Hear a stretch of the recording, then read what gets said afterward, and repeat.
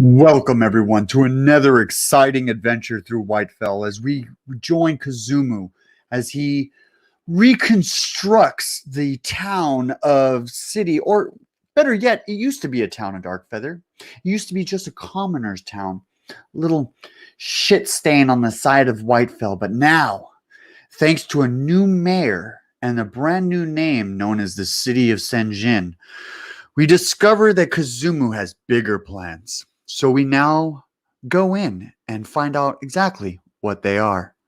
What's the plans, Kazumu? Okay, so we researched, we set out what we have in the city, we set out who's there. We have 40 people that we're starting with. We have a lot of people that have been delegated to be on the one of the two ships that we have, the two galleons that are in harbor. They've been fully crewed and staffed. Every single existing building in the town has come back to life. People are back in it. All the troubles of this world bus we faced, along with a number of other issues, are fixed until the bus, something happens eventually, and hopefully it falls somewhere else. We have a litany of things that are in the town that still exist, which are the 2 of 5 apartments, 2 houses, a scout tower, guards barracks, small business, 5 units of wall, 2 functioning gates, a cemetery, museum, outpost, a church, and a harbor. We have allocated 10 people to mine the mine again. We have what do we have? I have 6 people that are farmers that I'm about to go tell to go farming. We have our doctor, of course, and we have all the laborers associated with the buildings. So that's where we're starting. All right. So you enter free mode. Where would you like to go from here? Okay, we just gave the speech. So let me see. Okay, I currently have on me. What is it? Where's my inventory? Okay, I currently have. Why do I not see it? Oh, there it is. I have 607 pounds of gold on me right now. I want to start spending that to build some new stuff. How are you carrying all of that gold? The wagon. I thought that the wagon, you changed out the parts in the wagon, correct? Yeah, we made it. Where did you leave the wagon? The wagon is with us. No. You left it behind, and I remember exactly where you left it. Where did you leave it? I need to roll a history check. Even if you did, you have to remember where it is. Like, I'm not gonna. I thought it was with me. No. You guys parked it and deliberately left it behind to continue into the city. Oh, it's right outside the city. It's at the tower, the fallen tower. Is it? Is that where it is? That's where it is. See, okay. that's on my mind. It's right nearby. Okay, so I go outside. I get the wagon, the horses, bring them inside the city, along with the now totaling 607 pounds of gold. Okay. Okay, I look around, and I see that we need. I tell the farmers there are right now 6 farmers. I tell them all to go outside, directly outside the city walls, and construct their farms to grow food. Okay, so they tell you that an excellent place to set up the farmland will be on the Lost High Road at the north end of the city. Do you see that? I actually don't have the map in front of me, but I remember the map. I know where it is generally. Give me just a few moments, and I could actually get that right in front of us. Wonderful. Because then the audience can also see what the hell we are talking about. Let's see what's going on here. Here we go. Oh, and I'd also like to run an inventory of the town to see what materials are in stock. Currently, the inventories are mostly destroyed. It's the bare minimum that they use to construct the tunnels underneath. So you are at basically 0 right now. Okay.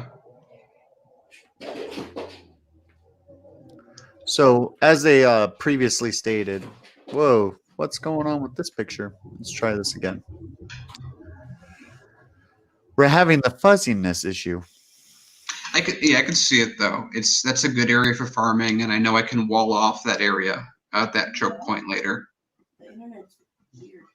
Why? What's going on? Like in the morning, the box didn't want to turn on.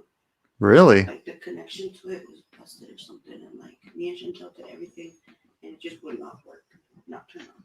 And how did you get it to work? I just left it disconnected for a few minutes. Okay. And then I just untangled all the cords, plugged everything in. That's excellent.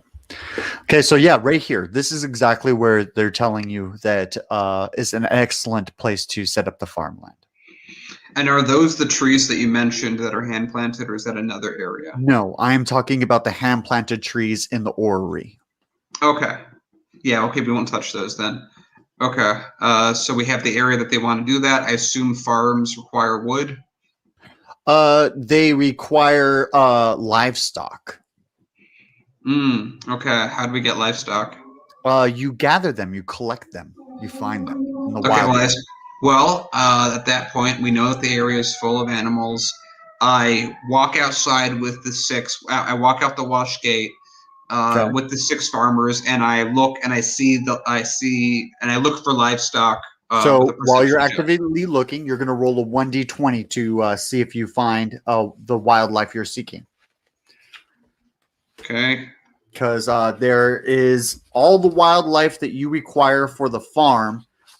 You have to find. So you're going to have to roll the 1d20 to collect those wildlife. Okay, I roll a 12. In just a moment, I'm getting that paperwork ready. Did I have it ready? I have a 2 in animal handling. Would that factor in? Only when you encounter it. Okay. So what did you roll one more time? 12. 12. You encounter several monkeys hanging in a tree. They don't seem like quite the wildlife that I'm looking for. I don't want anything to go to waste. I walk over to the monkeys. How many monkeys am I looking at? You're going to roll a 1d4 to see how many there are. 2. There are 2 monkeys currently in the tree. Okay.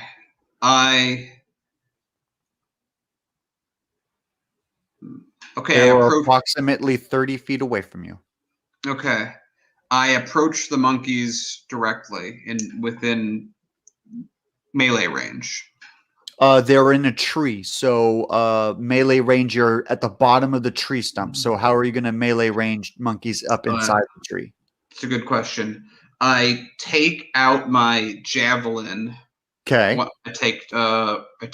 Well, I want to use 2. I want to throw it at the monkeys so that they fall down and can't run away, but don't kill them.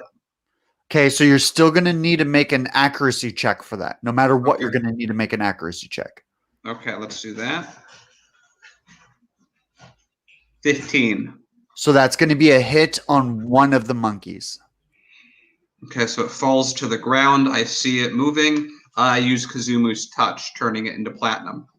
Okay. You're going to roll for damage against its health points right now because you don't know exactly how much health points it has. Okay. Kazumu's touch. We actually didn't define the damage that Kazumu's touch did. Is it going to be the same as other one? It needs to be 1d counts higher than your Midas. Okay, so that's a d12. Correct.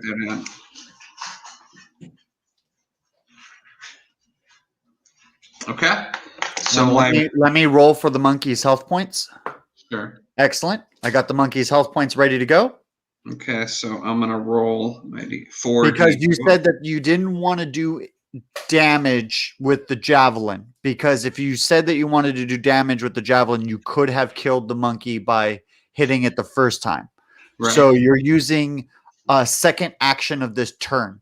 So the thing about it is you're going to try to use a melee attack after a ranged attack, which you cannot do. You only did 1 attack per turn. So you're going to roll an initiative against the second monkey right now. Oh, I see. Fair enough. Okay. 18. 19. Okay, he gets initiative. So he's going to see that you javelined the other monkey, and he's going to make a special ability of war cry. And so he goes, rah, rah, rah, rah, and then he just yells out in the air, and just goes all ape shit. And he stares at you, and then he's going to make an accuracy check against you to see if he can land an attack. So let's see that right off of the bat. 17, is that a hit? I would assume so. I don't know. I don't know what your DC is. Oh, let me check that out. Is that the hit dice? No, DC. Spell DC at the very top of your third page. Oh. And I think proficiency skill. What's the proficiency bonus and the skill modifier? I think I haven't updated this in a while. It's, you have. Okay. No, it's not. It's not a big deal. We'll go over that right now. Let me just pull out one of these character sheets so I know what you're talking about. Yeah. Third page. Okay, so at the very top we have primary ability. Correct. I see. Yeah, I see 8 plus proficiency bonus plus primary ability modifier. Correct. So you need to choose your primary ability. Is it wisdom, dexterity, or what is it? Charisma. Charisma. Okay. And so what's that modifier for charisma? Plus 4, so 12. And then the proficiency bonus is plus 2. Okay, so I'm 14. Correct. Okay, so my 17 beats your DC. Mm-hmm. So he craps in his hand, and he's gonna throw it into your eyes, and we're gonna deal damage right now for shit in your eyes, causing blindness for 1 turn. Here we go. Those are the dice I need. 8 points of damage. Okay. And if you do not clean out your eyes, you will receive dysentery. Okay. So you need to, it is your turn. You need to either clean out your eyes or sacrifice a turn to blindness. I'll clean out my eyes. With what? What are you going to clean them out with? My sleeves. It's not good enough. It's fecal matter. Julius just had this issue last episode, and he figured out exactly what needed to be done. Can I apply my own troll regeneration? No, this is a disease. Okay, so then I will use. This is a disease. I have a poison cure. I'd prefer not to use it. Mm-hmm.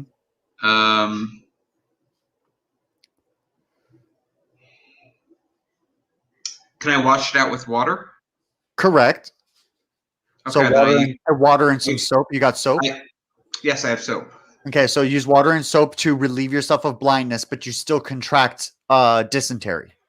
Okay. What's up? Okay. Oh,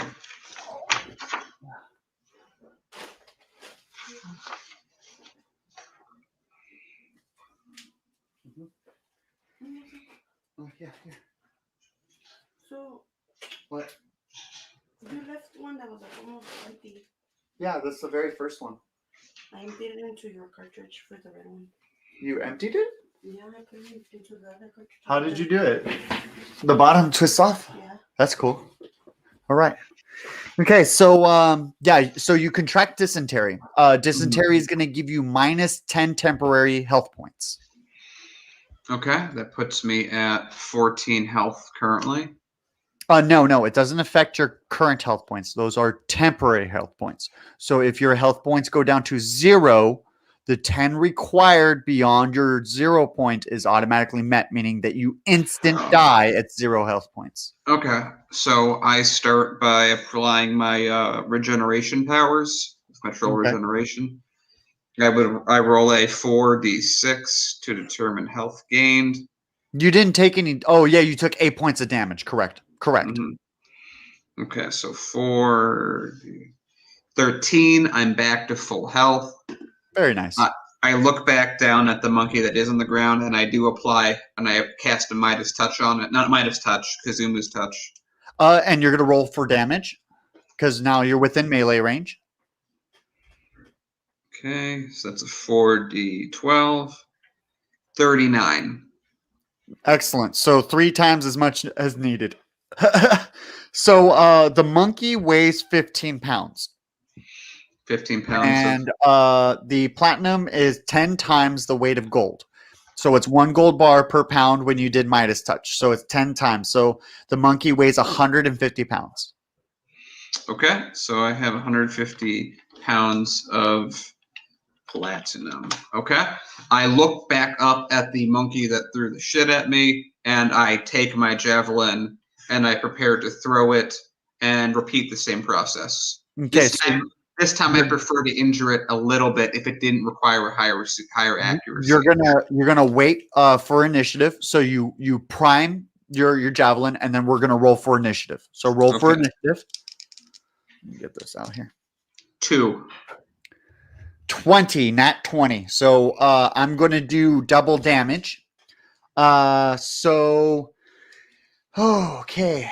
It jumps down from the tree, runs up to you, climbs up your lapel, grabs onto your collar, and repeatedly smashes in your nose with the butt end of his head for 4d6. Let me get 2 more of these dice here. There we go. Headbutt deals 9, 12, 16 points of damage. Okay, so I'm at 16. And your nose is currently broken. That's fine. Oh, wait, I do double damage. So 16 times 2. 32 points. I'm at 0 health. Wow. Exactly 0. Wow. I think I just killed him. I think I just killed him. You have troll regeneration, but you already used it? Is it a cantrip or what is it? Oh, it's a cantrip. Okay. So you want to flip a coin to see whether or not you can save your life? Because I just killed you with a monkey. I don't feel that that's really fair. No, I agree. I think that that's a big issue. Okay. You just got aced by an orangutan, dude. This is not cool. Hold on. Do you got a coin or I got a coin here if you don't got a coin. But I'd rather you flip it than I do. Okay. I'm going to call it heads. Heads. Awesome. All right. So roll your troll regeneration. Okay. I roll and describe and narrate that scenario. Because you literally almost died. Okay, so Kazumu is in a state of just complete. He could feel his life is ending. Power's leaving him. Some incredibly dumb oversight has caused whatever situation this is. He just wanted some free platinum. Here he is, fighting for his life. Rolling. Let's see. 16. Half my health is back. There you go. Okay, so angered at the situation, Kazumu then turns around to the monkey, uses his Kazumu touch again since I can do 2 spells a day. Okay, so I'm gonna roll for health points for the second ape. Okay, so it's got health points established. You're in melee range, so roll for damage. 16. Okay, so it is still alive. So you were unable to cast the spell, and the spell is ineffective. So it does not work. So you deal 16 points of damage, but it does not change him to platinum. Okay. Can I cast another spell? No, your turn is ended, unless you're going to do a melee attack. Yeah, do a melee attack. I use my explosive melee gun that does 4d8 with an AoE of 30. My God. Okay. Just for when I need it. Apparently super overboard for a guy that just broke your nose. Well, he did a little more than that, but yeah, I would have to say 32 points for 20 damage. Okay, so that is going to be 10 more than is needed to kill him. He is disintegrated. So could you narrate that kill? Annoyed greatly at this vexing monkey that should have just done what he needed to do, Kazulu pulls out his explosive, his melee gun, and I don't know what I got to think about a better way to describe this. But Please yeah, do. Oh yeah, and just without any shred of empathy or even anger, just obliterates the monkey from the face of the earth. Okay, so you lose the loot on that second monkey, and the loot on the first monkey has been transformed into platinum. So you can't grab any loot off of it either. So you won't be getting any loot from this, but you will be getting experience. So each monkey is worth 15 experience points. Okay, let's add that to my total. Well, that's there. So platinum, is that brittle? It'll just go away with an explosion. No, he was not turned to platinum. Oh, yeah. Okay, so yeah. Okay, so the other one's there. So Kazumu gets up, suddenly embarrassed, realizing that 6 farmers have watched this entire transition happen. Right, yeah. He yells at them, "Forget this ever happened. Just pick up this platinum and bring it inside the town limits. I'm gonna look for some more animals for you guys." Okay, so I'm gonna roll for how much weight these guys can pull. Okay, because they're farmers. Maybe they're not all at strength. So let's see. So 3 of the farmers are unable to pull it. So 2 of them bear the majority of the weight, and they struggle to drag it away. So how can you assist them? I tell the farmers, you know what? Go get my wagon. It has plenty of room for this. Put it in the wagon. Bring it back inside the city. Excellent. So it's going to take a total of 2 hours for them to do this. Okay. All right. Okay. So during those 2 hours, what would you like to do? I'd like to look for some actual usable animals that won't throw shit at me or break my nose. Also, I cast Troll Regeneration on myself to get the rest of my health back. Good. Go. So your Troll Regeneration, go ahead and do that right now. And then roll to see if you find another animal. 14. I'm 2 points away from max health. I'm at 30 health currently. Excellent. And animals, right? Okay. Perception rolled a 2. A 2. Let's see what that is. You find a wild boar. Now roll 1d6 to see how many are spawned. 4. Okay, so you find 4 wild pigs. I attempt to tame them. Okay, now it's animal handling. So it takes a 15 or higher to tame 1 animal. And you can tame 1 animal per turn, and we roll for initiative. So how many? There's 4. Let me get 4 dice ready. All right, so there's hog number 1, hog number 2, hog number 3, and hog number 4. Okay, so I got my 4 hogs. You ready to roll for initiative? 6. Okay, so I got, let's see what I got here. I got 11, 14, 6, and 8. So you are going to go last, or I'll say that you went ahead of the 4th pig. So the boar that rolled a 14 is going to charge at you for 50 feet. So it's going to charge straight at you. And it's going to use its rundown ability for 3d6 plus prone. So let me get some d6s here. Just had them there. 3d6. Okay, 10, 13 points of damage, and you are currently prone on the floor. So the boar charges, and it's running towards you, and its tusks are out, and it buckles one of your legs, and you get tossed up in the air, and you fall on the ground, and it continues charging.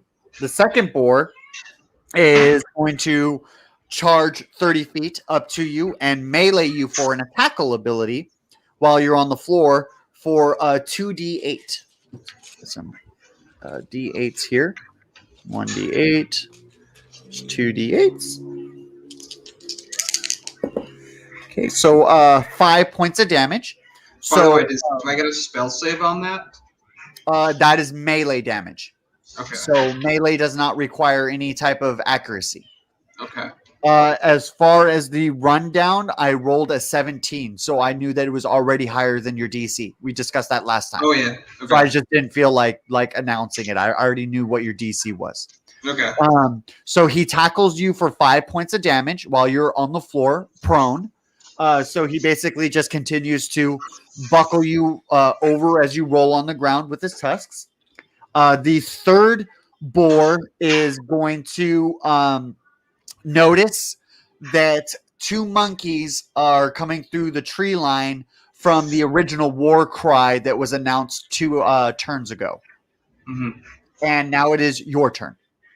Okay. I'm going to run up the tree that the monkeys were in previously that I'm right next to. And Okay. as I do that, I'm going to throw down 2 pounds of crustaceans directly in between the boars and the incoming monkeys. And I'm also Okay. going to troll regen I'm myself. gonna need an acrobatics check just for climbing the tree. That's all I'm gonna need. And Okay. it's gonna be a 12 or higher. 20. There you go. So Nat. So this is gonna be a special moment for you. So can you illustrate this? I get up from the boars. As I run to the tree, I slap each of them in the face, but in a way that they don't get angered by, but just makes me feel a little satisfied. And I jump up the tree in such a miraculous fashion that I really wish those farmers were still there. Okay, and then you drop the crustaceans, correct? Yes. Okay. And so the crustaceans are going to subdue and we're going to say that the 4th pig lost interest in you and is now consuming the shells at the bottom of the tree. When I tame these pigs, do I have to be in melee range for it? You have to have some form of taming them. So rope, and then once you animal handle them, it's going to be a 15 or higher, as I already stated. And then, you have to be within melee range. Okay, can I use my extendo pole to accomplish this? Because it will hold them in place. I would say that the pole would hold them in place, but you would have to still tie them by hand. I mean, you can't attach rope to the end I of your see. pole and expect it to just magically tie. Unless I have a lasso or something. Yeah, but it's not like that. You only have a pole. Okay. Let me see what I have in my inventory. And I'll also roll for initiative for the second turn. So there's initiative for second turn. Okay. So right now I'm just going to watch and hope that my plan to get these animals to fight each other succeeds. Your plan was for them to fight each other. They're just eating the crustaceans. But the monkeys should be fighting the boars over the food. Okay, so the monkeys rolled a 17 and a 14 on initiative. The boars rolled an 18, a 4, 7, and a 2. So what initiative did you roll? Oh yeah, let me get that. 14. Okay, so you go third. So one monkey is going to notice that the crustaceans you threw on the floor and jump first to the pile. It's going to start to eat the food. A boar that just is okay. Just noticed that. Give me just a few seconds. Notice the incoming monkeys was already standing there. So he kind of charges over. They kind of fight over it, but they consume at the same time. And now it's your turn compared to the other 4 creatures. Okay.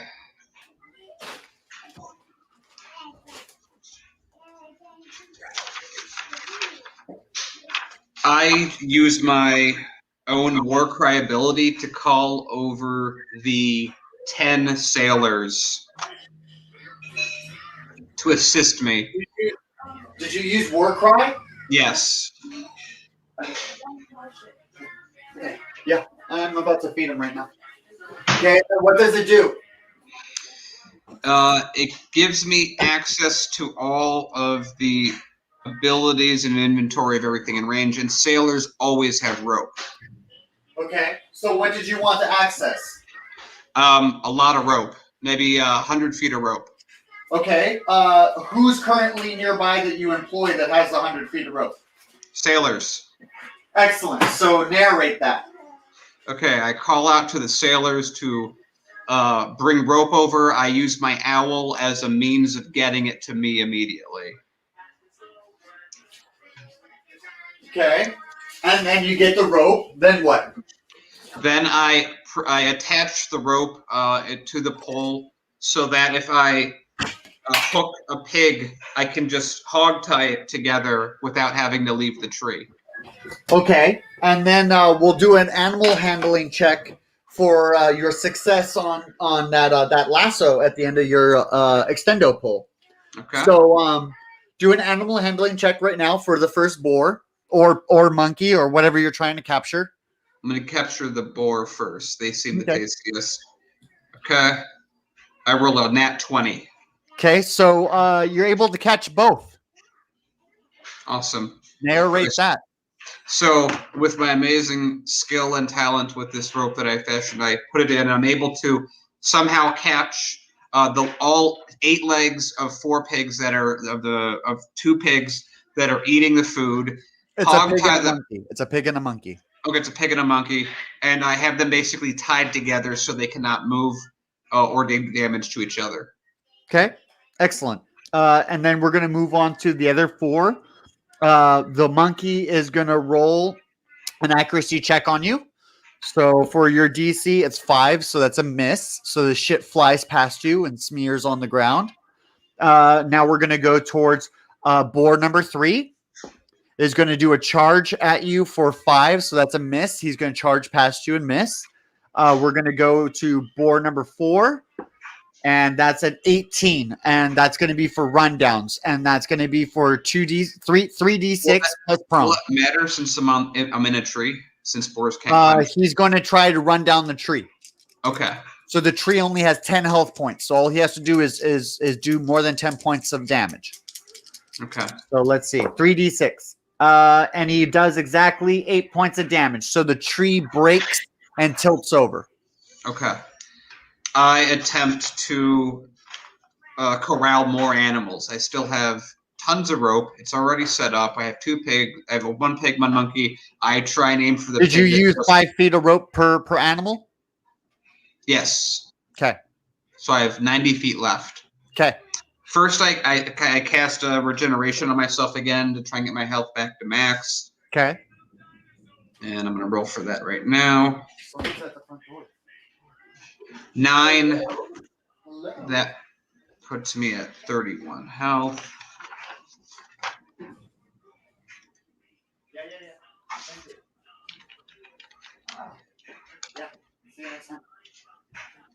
Oh, okay. Sorry about that. Someone was at my front door. Okay. So I got myself down. I got myself up to 31 health. Okay. And then I try and lasso the pig, tame the pig that just hit the tree. Okay, so you're gonna roll a animal handling, 15 or higher. Oh, second, 4 dice. 1. 17 plus 2, 19. Okay, so you got 19. So you capture one of the boars. Okay. And now we're rolling another initiative check. So there should be only 2 more boars and 1 monkey. Yes. 10. What? What happened? Oh no, I said 10. Oh yeah. So the monkey rolled a 19. The first boar rolled a 17, and the second boar rolled a 7. What did you roll? 10. 10. Excellent. So you're going to go third. So the monkey is going to roll an accuracy check on your DC for shit fling. See what's going on that. Oh, nice. 17. That's going to be a hit. So shit fling. That's going to be 2d6. All right. Plus dysentery. Here we go. So that would be dysentery times 2, wouldn't it? Oh, shit. Nice. 7 points of damage. plus dysentery times 2 plus blindness for 1 turn. And then the boar is going to try to run down the tree for rundown, which is going to be 3d6. So let's roll that right now. 3d6. Wow, 10. So it's going to run down the tree and do 2 points of damage to you as you fall. And now it's your turn. Okay, I use my water and my soap, self-healing, clean up all this blindness and such that I'm falling under. And let me see what that rolls. Okay, I'm back at full health. I rolled 20 on that. It's back to full health. I can't use. Okay, I Midas touch one of the pig that's near me, that just from the tree that just fell. That's in melee range. Okay, so that pig's at full health. So I'm going to roll for health first. Okay, so I know the health of the pig now. And then roll for damage with the Midas touch, because you don't know the health of the pig. So you're going to just assume that you're within kill. 17. Okay, so you do 2 points more than needed. Okay, so you want to narrate how you did that? Kazuma, as he's falling out of the tree, it's the pig that did it. Midas touches it, turns it into gold. Excellent. So the boar weighs 20 pounds. So it'll be 20 pounds of gold. Okay, well, these guys are smaller than I thought they'd be. They're pigs. Well, pigs get very big. So Yeah, I'm glad I'm not dealing with them. I guess is maybe the better answer. Okay, so I'm at full health. I have 1 pig left. Can I do anything? Can I throw a ranged weapon or do a melee attack on anything else nearby? Or try and capture another one? You could do a melee attack on the monkey. The monkey's within melee range. Okay, can I use the rope to hogtie it? Yeah, if you want to attempt an animal handling check. I do. Okay, so it's also a 15 or higher. Okay. If I pull this off, I can basically get every farmer a farm pig. Monkey, whatever. A farm monkey? Farm monkey, whatever. It works out in this world. 19. Okay, so you capture it. Okay, so there's 1 pig left now. Correct. And then we're going to roll initiative on that. Okay. So here we go. 13. 7. 13. So you go first. Let's take that pig and hogtie it. It's 10 feet away from you at this current moment in time. Okay, with my pole, it is basically within melee range. It's still set up the lasso. I go into lasso and hogtie the last pig. Okay, so excellent. You're going to do an animal handling check. 13. And that's a failure. So you're unsuccessful, and the boar gains double damage for this turn. So I'm going to now go 10 feet up to you and tackle you for 3d8 and times 2 damage. So let's see what I roll here. 3d8. There we go. Come on, something good. Take out the player. 6, 9, and 10. So that's 25. 25 points times 2 is 50. I'm super dead. Super dead. So we go back to troll regeneration of flipping a coin. Okay. Oh, yeah, flip a coin.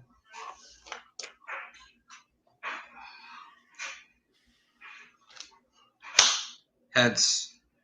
Heads. We're set. Okay. All right. So roll troll regeneration. 18. Lucked out twice. Yeah. Okay. I think I'm at like 1 or 2 health.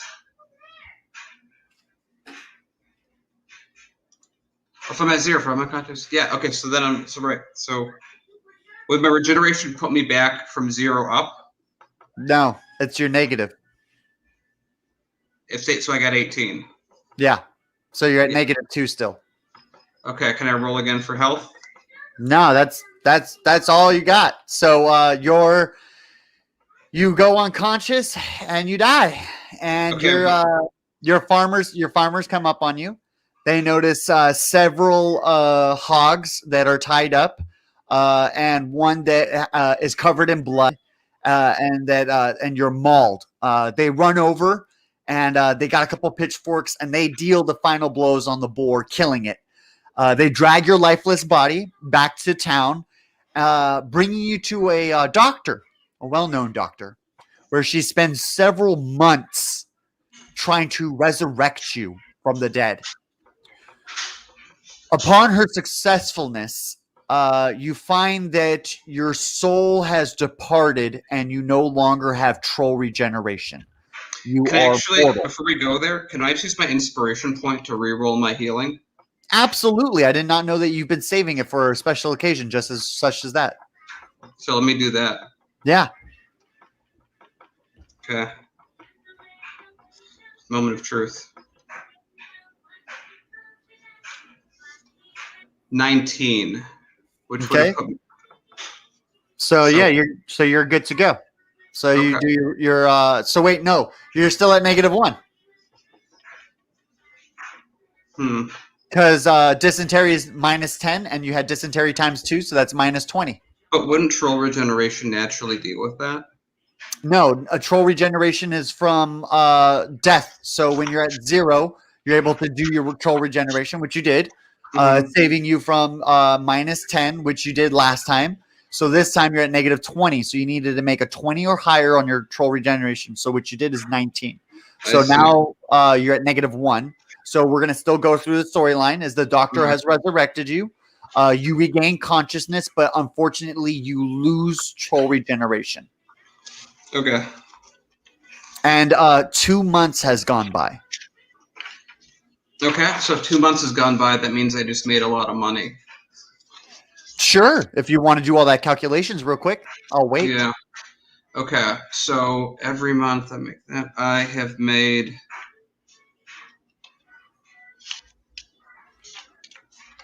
I have made 9,890 gold.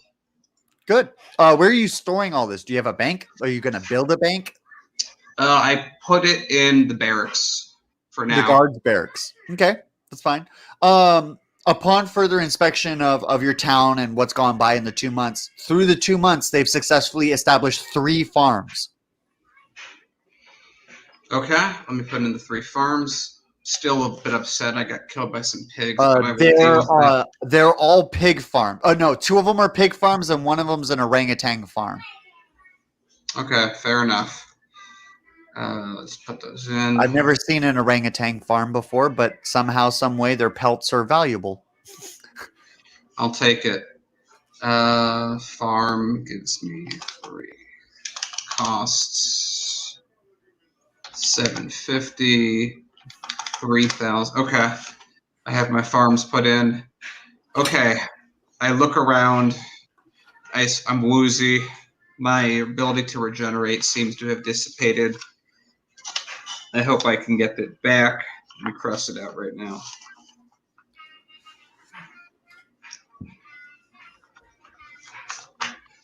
Okay. So I look around the town. I have all this money. Let's see.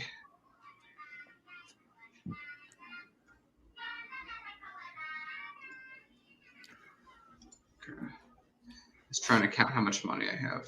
No, you're fine. I was just resetting the map so that you can kind of see the city a little bit better.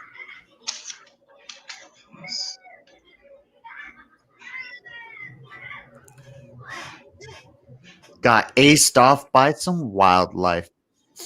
It had to happen at some point, I suppose. I just said I threw away my inspiration point.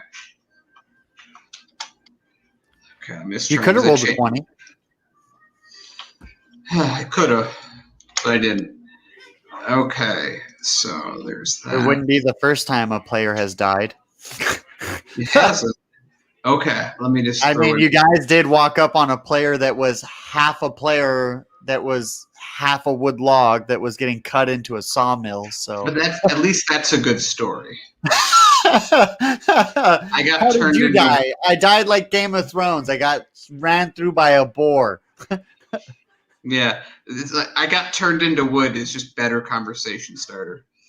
Okay, so we have.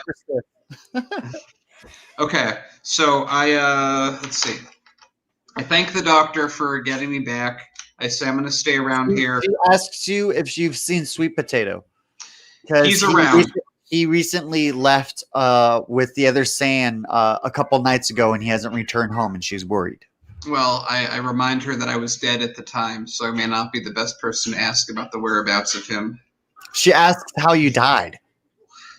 Trying to help the farmers get farms.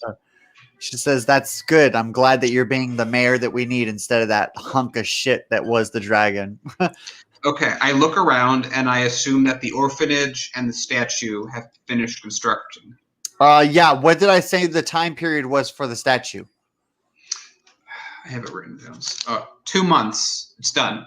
So the statue is finished. So there's a statue of all of you guys. There's just a grand statue for all of you. Where would you like to place it?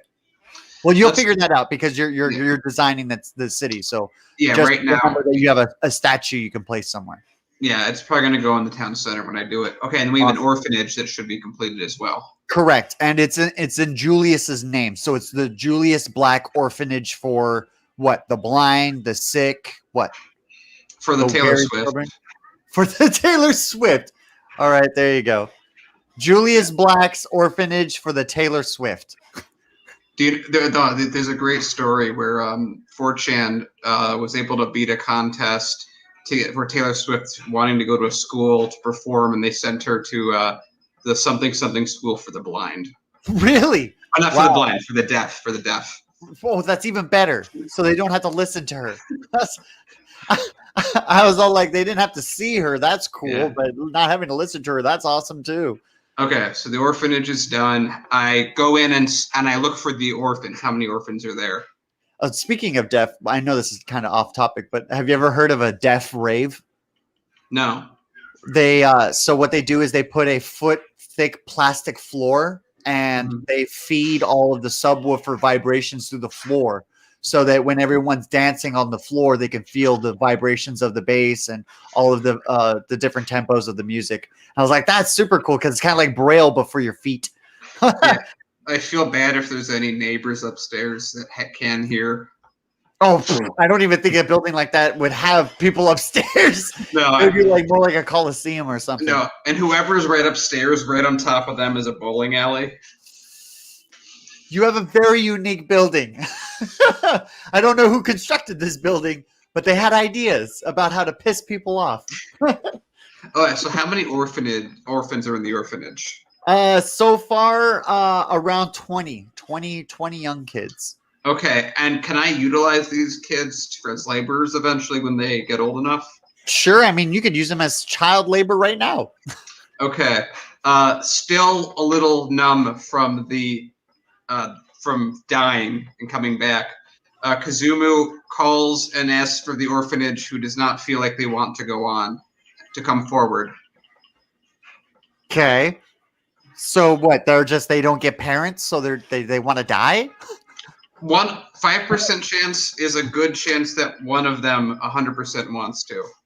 Wow. Awesome. So we'll see how many you recruit. Roll for recruitment. I only need one, but I'll take as many. Because we need money, and Julius, I'm sure he'll appreciate it. Okay, D6. Oh, wait, no, I rolled 4d6. Let me roll 1d6. Ooh, Jesus. 6. Okay, so you got all 6 of them. All 6 of them are persuaded by you, wanting to narrate that out. Okay, the 6 come over after I call them, and I say, "Which 2 of you want to live?" And 2 raise their hands. I say, "Go back. Do not worry." I take the remaining 4 orphans and I walk them outside the south side of the city gates, out of sight of anyone else. And I use 2 Midas touches and 2 Kazumu touches to help build a city that the rest of them will be happy to live in. So you can only use 1 per child. So you want a Kazumu? Wait, you want to use a Kazumu touch on 1 and then a Midas touch, or you want to use 2 Kazumu touches? I have 2 reuses of each spell. So you have 4 childs total. So you're going to use 2 on 2 and 2 on the other. The heaviest ones get the platinum.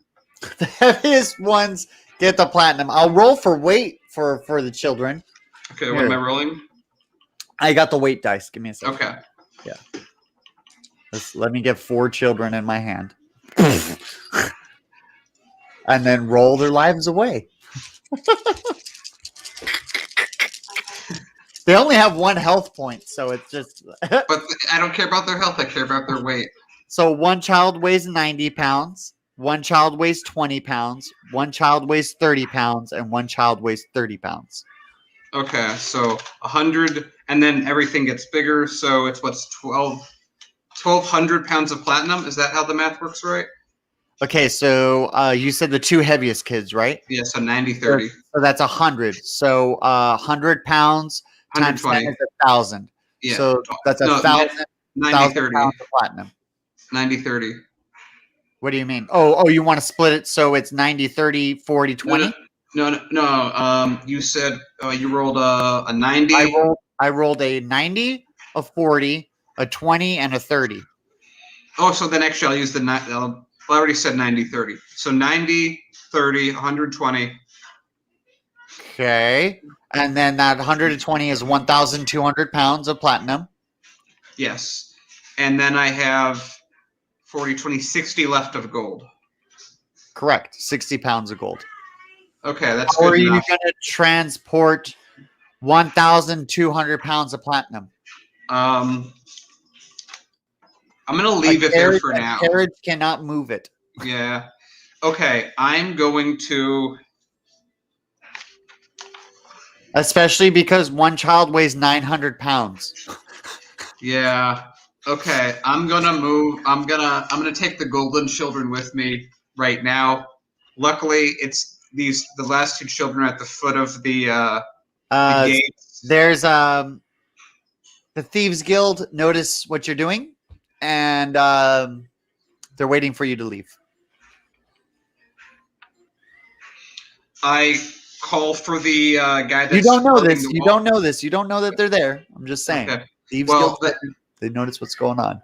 Then I calmly look up at the guard who is watching this wall and think to myself, I'm really glad this guy is watching this wall and any people coming at me, as I bring the 2 golden children closer to the gate.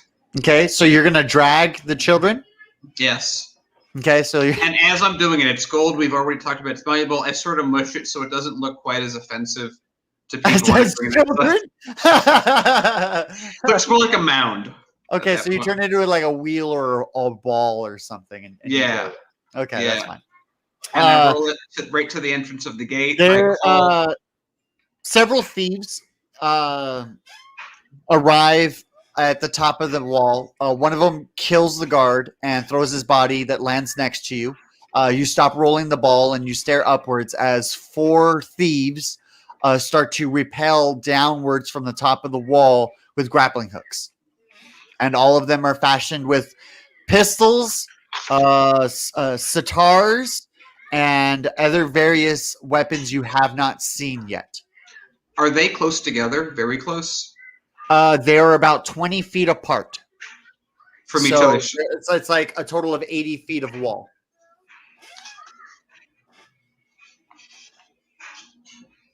I call for all available townsfolk to help me. You're going to have to roll initiative to be able to do that. Oh, yeah. Okay. So roll initiative against the four thieves. 19. Okay. Give me a second. I got 19, 20, 3, and 7. Yes. Awesome. So 20 is going to beat you. 9's going to tie. 20. So a thief is going to notice that you're going to do something. He doesn't know what you're going to do. He just sees that you're going to do something. He takes out his blade and he cuts his own wire and he jumps off of the wall face doing a backward somersault twice, landing behind you, and is going to do a backstab for 3d6.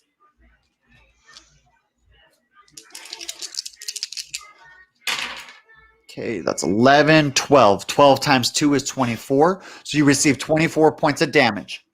Okay.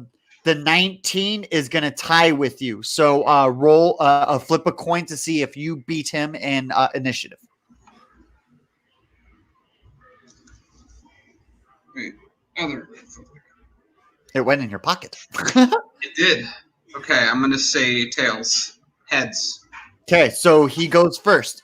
So he's also going to cut his wire, and instead of doing a somersault, he takes out this dagger and he sticks it into a crack in between the rocks or bricks of the wall, and he's going to slow his descent. And when he gets about 10 feet away from the ground, he pulls out his pistol and he fires at you. He's going to make a DC attack against your DC, which is 15. Does that hit? It hits one more. Yes, 14. Okay, so 15. So that's a hit, and that's going to be also 3d6. So we're going to roll that damage for a pistol shot. This is regular damage for 11 points of regular damage. And the doctor cured your dysentery, so you no longer have dysentery. So you're okay on that fact, but you took 11 points of damage right now. Yeah, I'm at 0. So you become unconscious. You don't die. So the other two thieves jump off of the wall. They notice that they just vanquished you. They run over to the platinum children. They notice that they can't move them, that it's impossible. They try, but they can't. So they run over to the gold ball and they roll it away. Can you roll a 1d20 to see how many hours go by? That ball was 60 pounds, if I'm not mistaken. Okay. Right? Okay, so I lose that much. Okay. 1. Okay, 1 hour elapses before you awaken with 1 health point. Okay. You are not having a good You are dropping like a fly, buddy. Yeah. Yeah, I am. Man, I need more health. Okay. Or is it that you usually don't take any of the damage all the time? That's usually how it works. It's always everyone else that takes all the damage. I don't usually do this. So do I revive at full health? No, you have 1 point of health. Okay. I eat 4 pounds of turtle meat to get my health. How much is what's the exact roll again? 1d4 per pound. 1d4 per pound. Correct. Okay, I go through 4 pounds of turtle meat. 12. Then I'm at 13. I then go. Turtle meat's gone. I then eat 2 pounds of crustaceans. Perfect.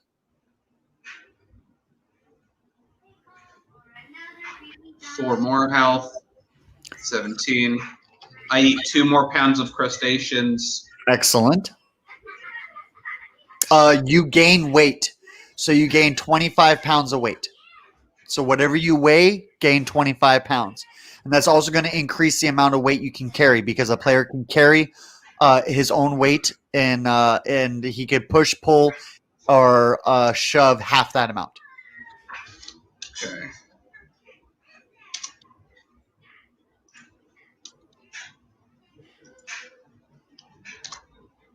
Okay. And then did you give yourself 50 experience points per child for turning them to gold and 100 experience points per child for turning them to platinum? I didn't, but I'm about to. Please do. Okay. I think that deserves an inspiration point, by the way. I don't think you've ever seen that before in any. I've never seen a person sacrifice children from an orphanage to turn them to platinum and gold. No. Good. I would have to say that if you're not evil, you need to be evil at this point in time. Well, So change your alignment to evil. It needs to be evil.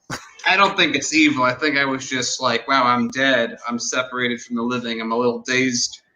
You got to be pretty evil to convince kids to leave an orphanage. Well, and then I asked them if they didn't want to live. If they were already there, I was making their lives useful. That's assisted suicide. That's chaotic neutral. Every part of it.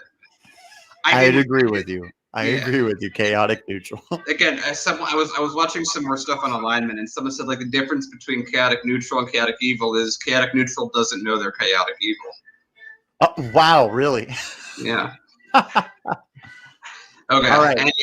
Anyway, I have my platinum kids. That's what matters. There's 20 of them. They got stuff to do.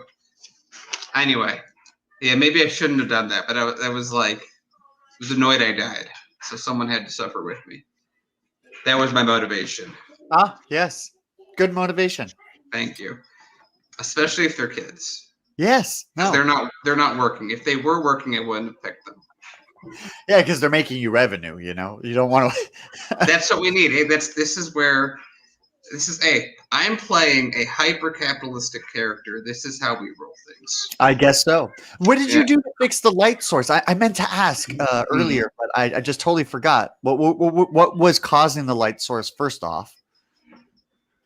Which light source? Your light source on your eyes, dude. Oh, it was actually okay. So basically, I don't ever run with webcam, so I'm actually using my girlfriend's laptop. But here, I'll show you. Oh, I see. That's beautiful. Yeah, and that would hurt my eyes tremendously staring at that. Yeah, because I'm just looking down here. What it is at daytime. That's why I'm not getting hit right now. At daytime, just the way the sun is right now in the Earth's orbit, right in the blinds, right there. I can try and show you. Uh-huh. Oh, lovely. The crack is just straight into your face view. Exactly. And so in a month, it won't be the case.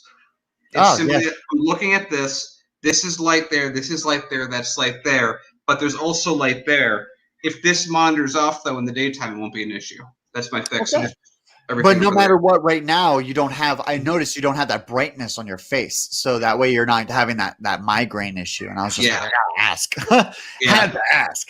Okay, It's- so you're outside of the gates. Yeah. You're just kind of sitting there. You recovered health. You're fat now. You're Okay. fat and happy. Okay. Do you drink any water? You haven't drinking water. Wait, I have my water. I drink Water? the rest of the water that I didn't Okay. use with the soap. So your flasks are now empty, correct? Yes. Okay. I do something devious.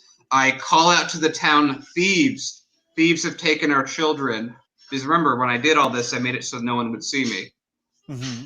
So I call on the guards that are still there and everyone around, and say, thieves have used these kids as shields and have blocked me from attacking them, and I've turned them into platinum. They've run away with the other kids. And you don't tell them that they're gold. You just say that they took them.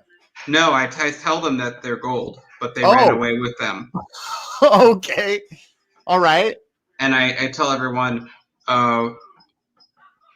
they've gone too far. They knocked me out. They killed the guard, and look what they've done to these poor orphans. They didn't ask for this. So are you having like a town meeting right now? How are you talking to everybody at once? So I've called. There's a number of people, about quarter of the town that's nearby, came to see what the fuss is all about. I'm explaining the situation. This is why I like you constructing your town, because then that way you can be like, this center place is where I make all of my meetings. I'm like, all right, cool. That's where the statue is. So right down from the statue.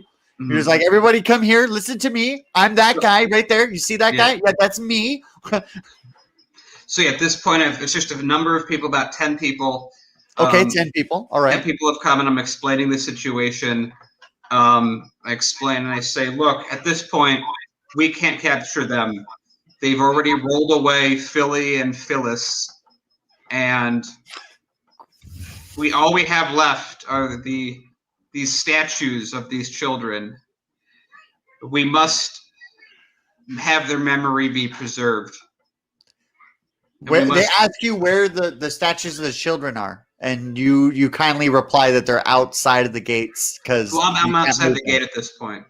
Oh, so you gathered Yeah. them outside. You gathered them right here. Yeah. So I woke up from the unconsciousness. They've rolled away the two kids, and I eat the food. I gain the weight. And you And go that- inside. You gather everybody. And No, then you bring I them don't go back out? inside. I just call out.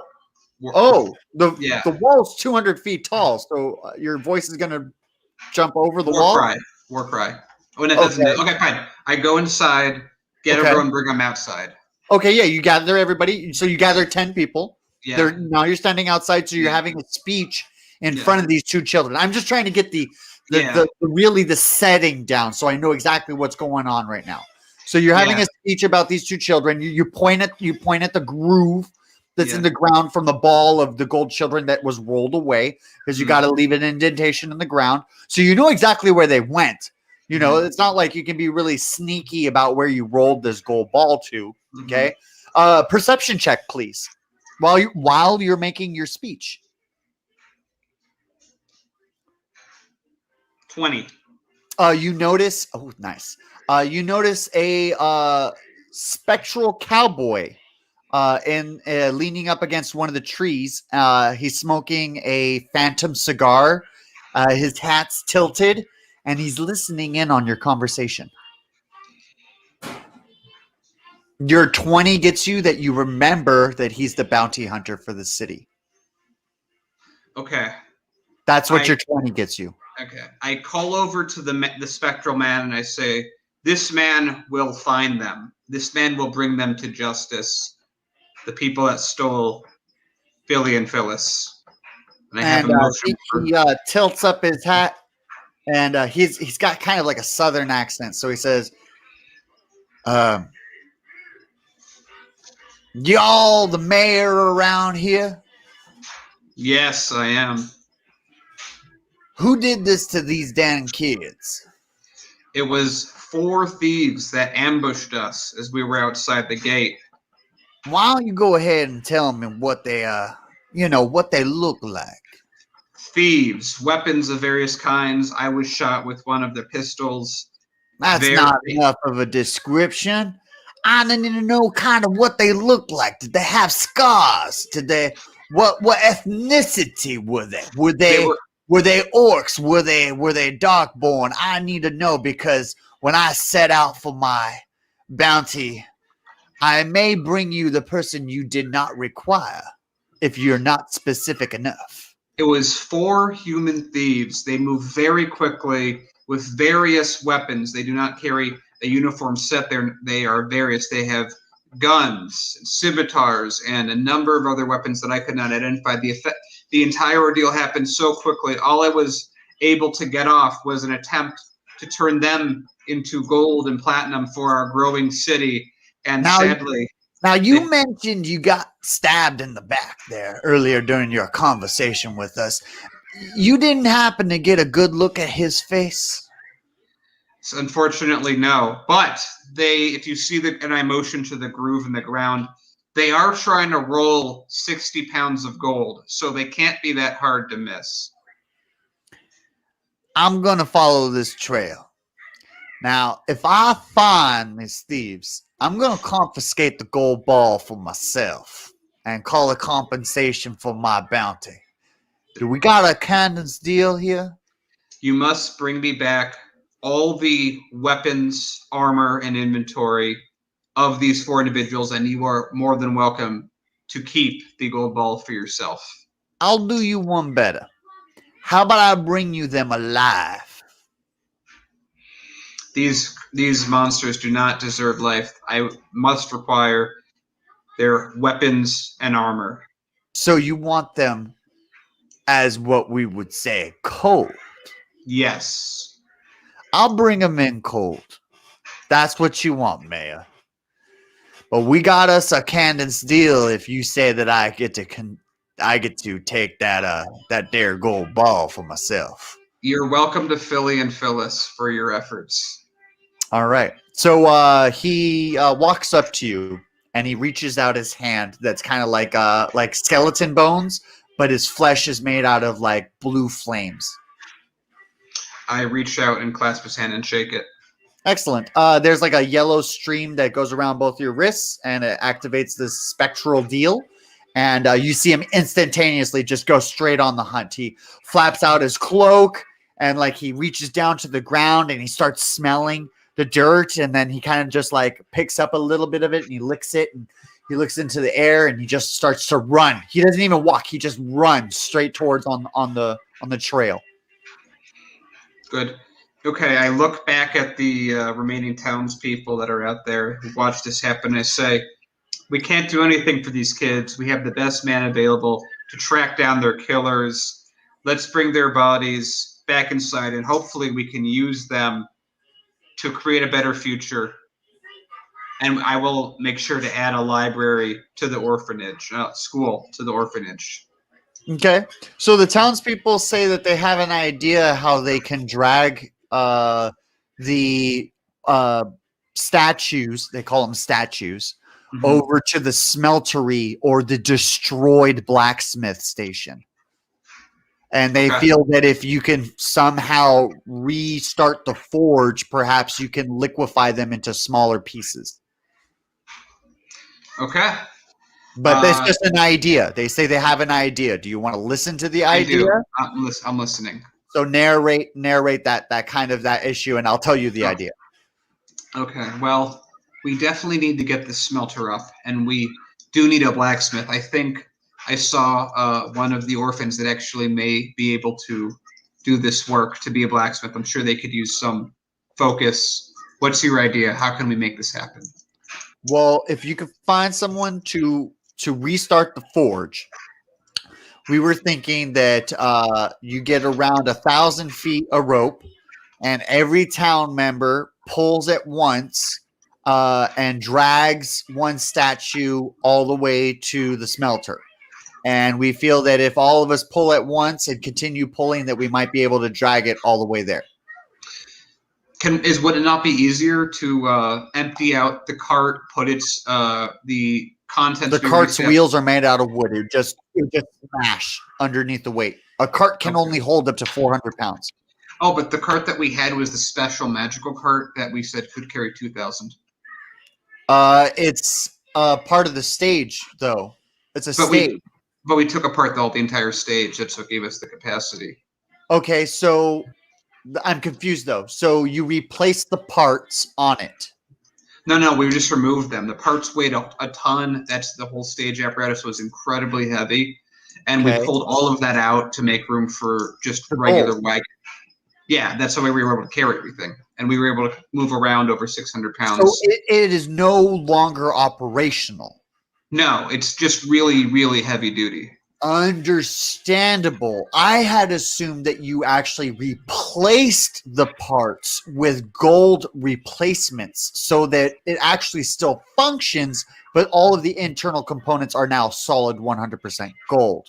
Okay, I was misunderstood. Okay. So it's non-operational, it's hollow, and now you're using it as a transportation carriage. Understandable. Are you still using the 3 horses and 2 camels? 2 horses and 2 camels. Yes. Sorry about that. We have them. Okay, so how much weight can you carry? 2,000? Okay, so you can go. Yeah, no, go ahead. Yeah, so I get all the stuff that's in there, which would have been all that gold, put it in the guards' barracks. So you're going to still need the people to somehow, some way, in my brain, you have to pick up one of those children to put it in the carriage. Well, we use the rope. We have a lot of rope. I still have all that rope from the sailors, and we use one of those reduction gears so that you don't need anywhere near as much weight as the thing you're carrying. Okay. Who's going to craft this? You don't need much to craft it. You just need something to have the rope go on, and then you just need basically the pulley. You have the knowledge already? You do it? Yeah. Okay. All right.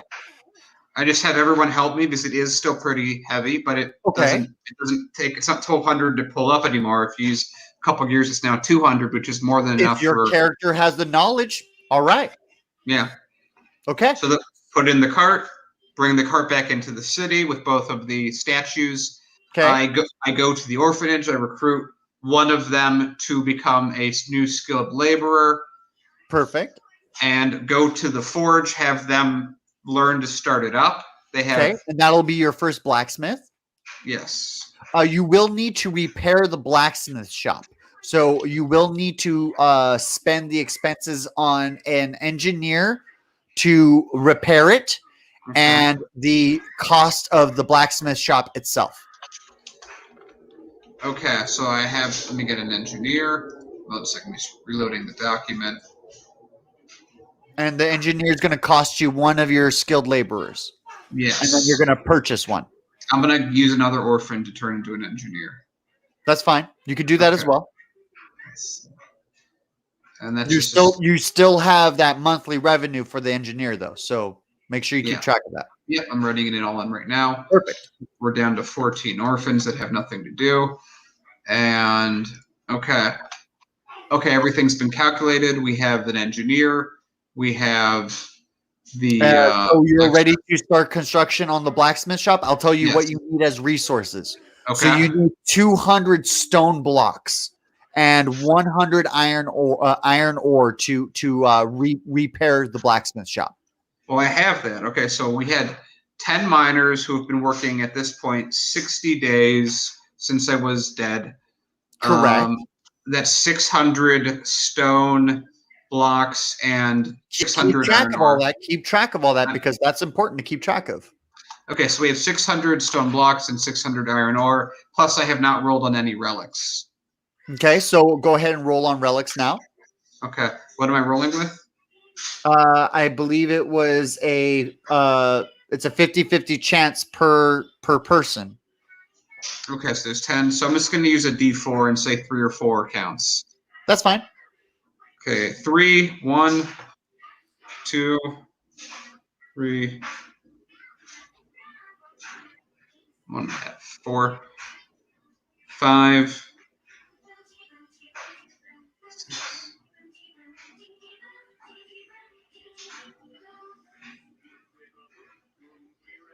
7.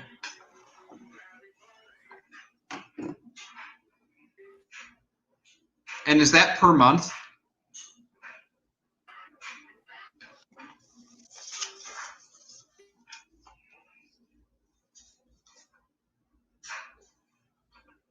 You're frozen.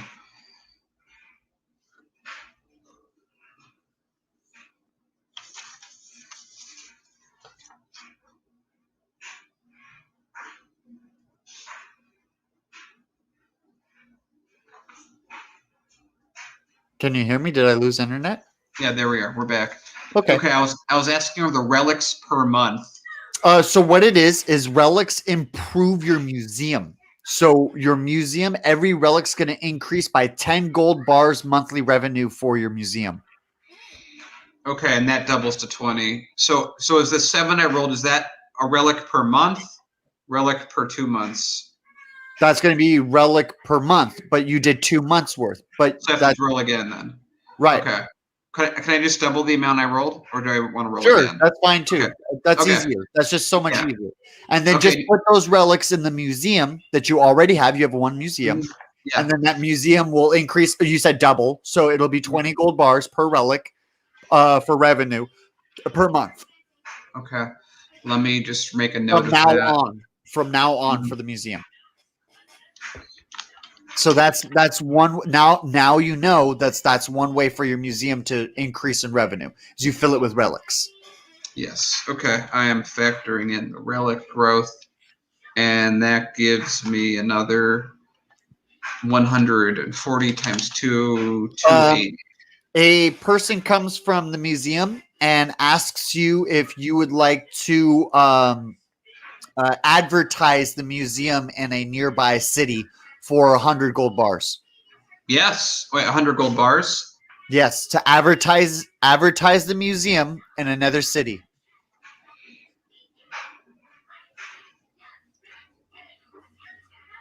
Yeah, I can do 100 gold bars. So I'll just Okay, so lose you 100 advertise in a new city for a whole year for your new museum. Okay. I deducted the gold from the barracks. Okay. Okay. Great. Okay, so we're in good shape. Okay, so that's can you say again what we needed to repair the blacksmith? I think we have enough.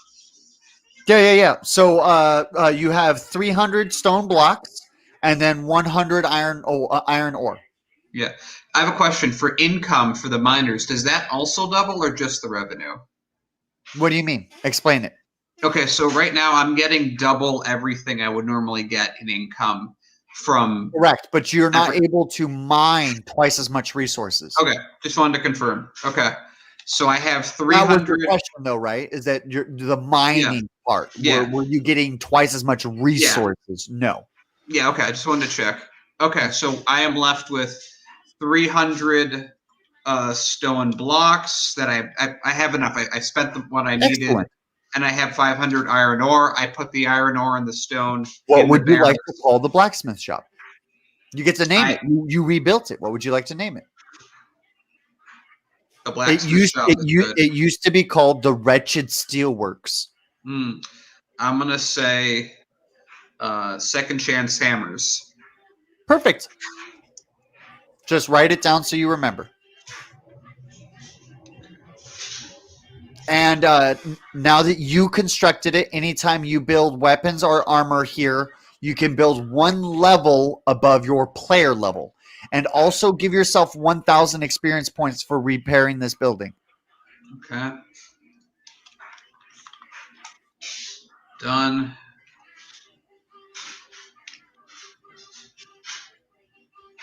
Okay. I'm really glad I set up the spreadsheet. This would be just a mess to do on pen or On paper. Yes. Yeah. As you already saw with Julius, he literally does everything on Excel. Everything's just like auto click everything. And he's just like, I'm living the highlight over here. I don't need a literally it's just click of a button for me. And I'm like, nice for you. I'm literally over here with paper everything. Okay. So we have the Second Chance Smith made. And Second Chance Hammers, right? I don't even know what I said the first time, but You said Second Chance Hammers. Okay, that's better than mine. Let's use that. That's what you said originally. This what came out of your mouth. I don't care much for names, but that'll work. Okay, so Second Chance Hammers. It's Okay. important because it's yours. Yeah, functionality's big. Okay, so I look at the brand new blacksmiths and the new smithing metals. What's the name of the blacksmith? Just Orphan One? And I'm keeping track of all this stuff. I don't need to know the names of everyone. I'm just going to say, you, boy. All right. We're just going to call him blacksmith and we'll just keep There it we go. there. Simple. Yeah. I'm naming these guys like NPCs that got rushed.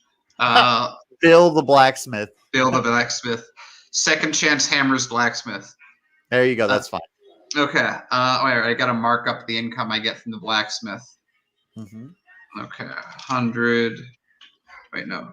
100 and 400. 100. Okay. Well, I say this is good. I want to build a.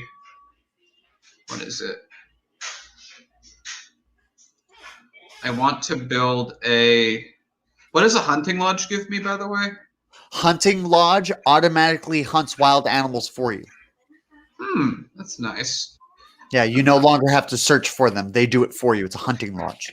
All right. What does a farm cost to build? What was that? One more time. I can't hear you. What does a farm cost to build? Farm cost? Yeah.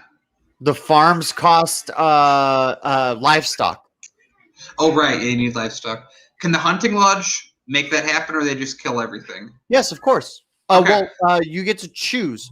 So they could actually capture, which is you roll for capture chance, whether or not they captured them. And then you could just do harvesting, where they just harvest supplies. Okay. What I'm going to do is I'm going and purchasing a building is just money, right? Yeah. Okay. Oh, that's great. Okay, let's do this. Okay. Can you move the map up so we're at the north side where all the farms are? Yeah. I'm sorry. I was just getting paperwork ready on my side. Sorry. No problem. I'm about to do a lot of building. No, that's fine. That's perfect. Okay.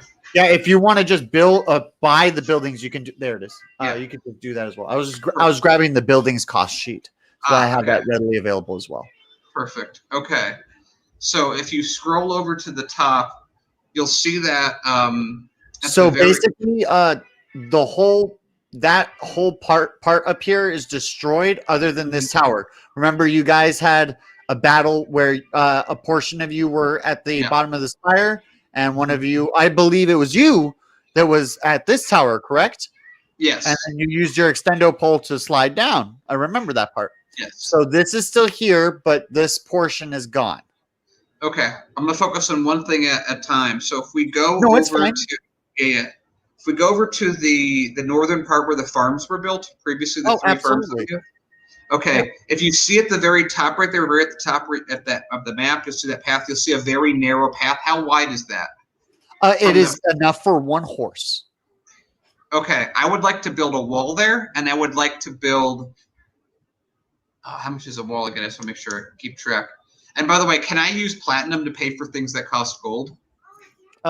You have to break it down. So, you know your transaction chart.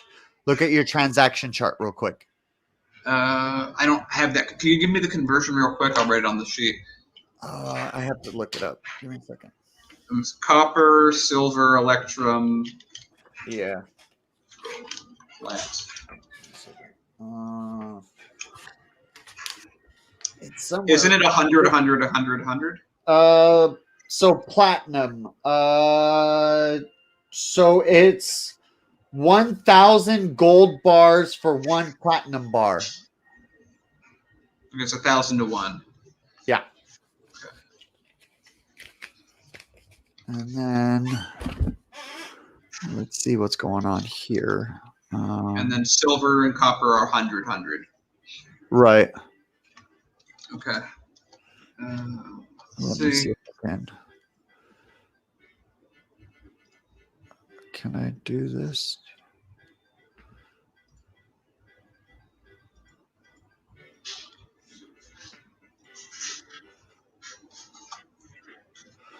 Let's see if I can even do this right or not. Oh my God, I am messing up so hard. Nope, I guess not. Yes. Okay. So let's see if I can change this here. Yeah, you're going to need to do the world builder because I can't edit. I was able to edit this when I was first making this, but now that everything's already pre-made, I can't edit anything anymore. I'm going to rebuild it. I just want to. Okay. I'll remember where everything is. Oh yeah. So right up here in this narrow passage, you build a wall. Yes. Okay. And that cost me 50 gold bars. I am going to pay it with 50 gold bars. Fine. That's fine. 50 pounds of gold gets consumed. That's fine. Let's see. Give me just a moment. I need to change my son's diaper. Sure.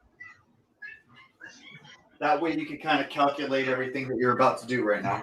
Good idea.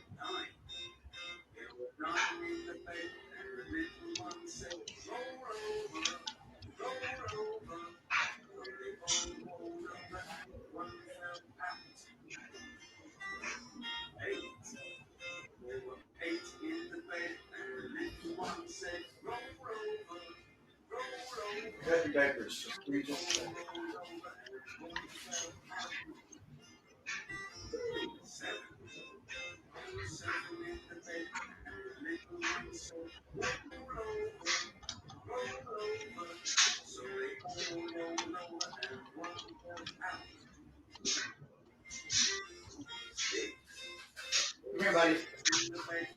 Come here. Come on. Come here. Come here. Are you enjoying your snack? Are you enjoying your snack?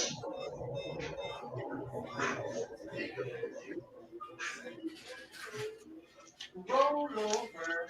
So we all rolled over and that one fell out. You're okay. You're okay.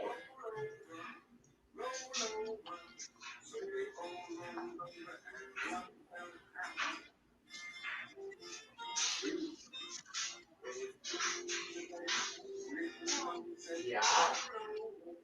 Dada. Dada. Dada. Papa. Milk.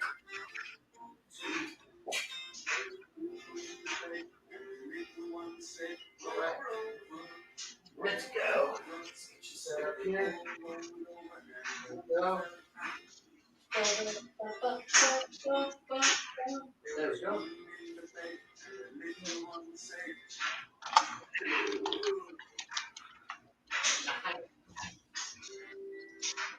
That's all dry now. Feels 1,000 times better.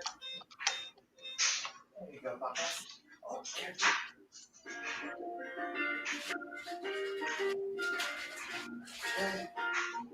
Dry. Okay.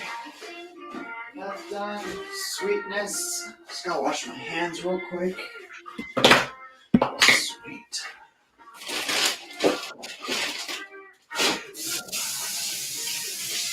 You don't have kids, huh, Daniel? No. Huh. How old are you? You coming on 30, 32, 34 like I am? 27. Oh wow, you're much younger than I am. I just turned 30 last year. I'm turning 31 this year. Nice. Oh yeah, he's my firstborn when I was 29. I was just like, I guess it was sooner or later I had to have a spawn of something. A chip off of the old block sooner or later. It's just Had like, to happen. well, not really. I was unsuccessful in trying to conceive a child for like 6 years, and then so was my wife. And when we got together, we tried conceiving him, and it just did not work. We tried like all different types of methods, and then we were going to do in vitro, and we looked at the price tag, and like it was like a week after that appointment, we just like gave up, and it was like just a total give up moment. And then she just never had her period, and then we were like, so the moment we literally just give up, the moment we say enough, we're done, we're not doing another ounce of effort, it just happens effortlessly. We're like, thanks, rolling a nat 20 after rolling a freaking 1. It's just like, no. That's life, isn't it? Sometimes, yeah, because look at you guys. I mean, you guys got shadow banned, and like through like some way, I don't know how, you guys have gotten restored faster than I've seen any other channel restored. I was like, it was like only 3 days. I was like, these guys, record speed for restoration. It was amazing. It was. Okay, so yeah, so back to what you were building. I'm sorry, I interrupted you. Okay, I'm almost done calculating. So what does a fort give me? Okay, so is that a fortress? Where are you looking at? I'm looking at the building cost. It's right above palace. Oh, fort. Okay, so fort is a fortress. So it's a place where you can train your guards to become better at what they do. So your guards right now can only do like 1d6 with a pike. They're kind of lazy. They don't know what to do. But the fort is like a structured area where you teach them military structure. You teach them how to be better guards. They're more effective. That guy definitely wouldn't have had his throat slit if he was better trained. Yeah. Okay. I'm almost done putting. And so the gate that was damaged, the third gate that you mentioned before. Oh yes, I can actually show you where that is. That is 200 iron to fix, right? Correct. Yes. Okay. I'm going to go ahead while I'm calculating everything else. I'm going to spend 200 to fix it. Okay, so you're going to need 5 engineers to fix it. Okay, I'll hire some more engineers. And then once they're done fixing it, so it's going to take 1 week to fix. So after they're done fixing it, you have those 5 engineers to use for anything else. So Let me ask you, you used engineers to construct the blacksmith shop, correct? Yeah. How many engineers did you use? No, I only had the one that I currently had. Now I have 6. So you're going to need 4 more. So just get 4 more. And then use those 5 to construct this gate, and then wait 2 weeks, and then use those 5 instead of purchasing more. That way you have your still population. And we're going to say that because of your wait, how much are you going to allow these 2 weeks to go by, or no? I wanted to finish the forge. The forge is up and running already at this point. Correct. Right? Okay, so then you go and have them deal with the gate. Okay, so 2 weeks go by and your population goes up by 10 people Okay, good. That's exactly what I because was of looking. your commercials about the museum. Okay. Okay, I think I'm basically. Let me just add these last thing. I'm going to buy a fuck ton of buildings in a second, and Okay. I'm going So to you use have the. just remember you have 10 more skilled laborers right now. I have 26 people in the town who have, including the orphans, who are pre-skilled laborers. As soon as I want to turn them into skilled laborers, they're skilled laborers. You also among those 10, so you find 9 skilled laborers and one of them is a teacher. Okay, I'll add a teacher. Because I got to remember that this is through commercials about the museum. So I have to Okay. roll for that. So I just did, and you got a teacher. Okay. The teacher will go to train, as orphans come in, because we converted that to the school, like you said. Okay. They'll do that. So you'll be able to. You don't have to convince the orphans anymore. Now that you have a teacher at the orphanage, they'll be able to become students now instead of orphans. So the orphanage is now your first school. So it's a slash. So do you want it as an orphanage primarily, or do you want it as a school primarily? That's an orphanage on the side. I'd like the Would you like current to make 2 separate orphans. buildings. I don't know. Do you want to make 2 separate buildings? I'd like to keep it as it is right now. I need Okay. labor more than I need educated people at the moment, but I would like Okay. future orphans to be taught into students. But I'd like the current orphans for what I'm about to do. Okay, so how would you like to illustrate your teacher? I think, what would Julius like? It's another big titty goth girl that he would just fall in love with. Her name is Julius's Love. I'm not going to remember that, but I'll write it down. All right. He won't be joining us Saturday. He told us last Saturday that he has a prior engagement, so he won't be joining us on Saturday. Okay, well, he'll be in a hell of a surprise in 2 weeks. Okay, so I have everything. He's Okay, going to be doing another solo session. I believe he said Wednesday, so he'll be picking up the scraps of what you left off on Wednesday. Okay, I'm ready for my big fucking purchase. Okay. Okay, let me just add all this up. You didn't watch his solo, so you don't know where he went or what he did, huh? No, he did quite a lot. He leveled up. He found the main quest item to the entire game. He did a lot, so I'd suggest maybe just scanning through. He only did 3 hours, so it's not a long one, but I'd suggest scanning through and just watching it, especially the ending, like the last 40 minutes. Watch that especially, because then you could really just get caught up. Screw the beginning 45. The end 45 is way more important. Okay, you ready for this? Yeah, no, This is going to be big. Ready. I'm excited. Yeah, okay. I'm ready to go. Let's do this. Okay, so we already have the wall. Let me zoom out. So the gate's repaired. So you have 100% fortification on your walls now. Yeah. So I have okay, and 2 weeks has passed, which means I get more iron, I get more stone, I get the relic. I'm going to do that in a second. 2 weeks. You accumulate it once per month on the first of every month. So this 2 weeks, you won't get anything until the first of the month. Correct. That's fine. It's good that you're keeping track. Yeah. Okay. So I'm using the platinum that was broken down from the orphans that sadly died that have now saved the entire time. What size chunks, may I ask? They were all turned into gold, platinum bars of 1 pound each. Excellent. So you basically have a huge pile of platinum bars out in the street? Yeah, they're being held in the smith they're going in the barracks because we're about to build all the stuff we need so we don't have to worry about this anymore. So they've been systematically going to the barracks. Yes. Okay. So I'm gonna roll for Thieves Guild right now. And we're going to see if they were able to discover where you've been hiding the platinum bars. And then if they did find it, how many platinum bars they stole. Okay, so here we go. First off is if they discovered where you hid it. So they are onto your trail. They haven't figured out exactly where you're hiding it, but the Thieves Guild is close onto your trail on where the location of all your stash is. Okay. Continue. Now I'm going to make my purchases. Okay. I'm going to purchase, and I'm going to be utilizing a lot of the space that we just enclosed with the wall. First, we are getting the four. space up here, correct? The one at the pass that we did. Yeah, this one. Yeah.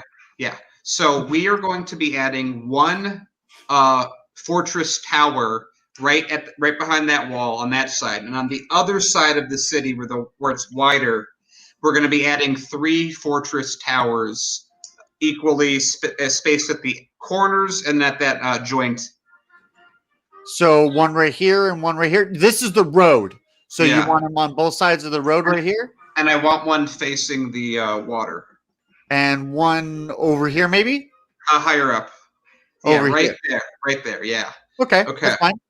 I want to purchase 10 large businesses, 10 cottages, a hunter lodge, which is focused on capturing livestock so we can have more farms. Okay. So each month, the hunter's lodge will roll 1d20 animals found. Okay. And then you're going to flip it's not a flip. You're going to roll a 1d20 to see how many of them they tamed. How many of them they found, how many of them they tamed. You roll a 1d20 for both of them. Okay. And then I'm getting 1 guild hall, 1 merchant store. The guild hall is already there, and you cannot construct a guild hall because you are not a guild master. Okay, so I'll pull that off. A fortress to go inside the city. Fantastic. A trading center. Excellent. And can you remind me again what it would take to reconstruct the well and the harbor? You need to get all of the sand out of the water well. That's just a quest. Okay. And then what was your other one for the harbor? What would it cost to repair it? What's currently destroyed are all of the boats that are floating in the harbor. So you'd have to clear out all of the destroyed boats first. And then once the harbor is all clear, you can go ahead and start construction on new boats at number 4 right there right here, which is a shipping yard. Which is broken right now. Correct. Is it possible instead of repairing it to just build a new one on top of it? Yeah. Okay. So it would be half resources because there's already some of it already there. Perfect. I'll do that instead of the guild hall. Where is the shipyard? Right there, where my cursor is. Shipping yard. No, I mean I'm costing. Oh yeah. I'm sorry. Shipping yard costs 750 gold bars. And then we have. Okay, what's the build time on all of these? You've been keeping the build time on all of these things that you've been building, right? Yes, I have. They're right there. And so accumulate all of that building time. So it's 5 engineers, 5 engineers per building. Okay. So the building time has to span out. Are you going to make more engineers? How are you going to make sure that you have enough guys to build all this stuff? So you need 5 engineers for the original 3 fortress towers that you're going to build. I'm going to hire an additional 25 engineers, so I have 30 total, which allows me to do 6 construction projects at once. Excellent. I'm going to prioritize the fort towers, followed by. And what's the time length on those? Where they are 180 days to build. Yes. Okay. Just keep track of time. That's all it is. Build time. Make sure you got all of your build times right. So I have 4 of them are working on the 4 towers. Okay. And then I'm going to have the 5th team work on the fortress. And the fortress is 75 days. This is so cool. It's kind of like the City Sims at this point in time. Like I love that game. You're like, I know, I do too. You're from like this topographical view. You're not even like in player format. You're like, I'm building this building and I'm building this building. I gotta redesign the city, so I'm gonna find a way to I love place it. them. I love it. None of the other characters except one has done that, and like I said, he didn't redesign the city. He literally just bought it, There's fortified towers. That's which it. is Okay. something to say because he doesn't have Midas touch. He doesn't have means like you do of making gold. So he's done all of it legitly. He did all of it through quests and stuff. So that means kind of something to him. Well, Midas touch means something to me. Uh, okay, and then I'm going to put the last team on the shipping yard. I'm going to order the 2 galleons that are still operational with my 2 captains and the 10 crew to start moving, to start actually dismantling the ships for wood, so we have wood on stock. Excellent. Okay. And so each destroyed boat, there's a total of 7 galleons. Each destroyed boat's going to get you around 70 wood planks. Okay, let me mention wood planks.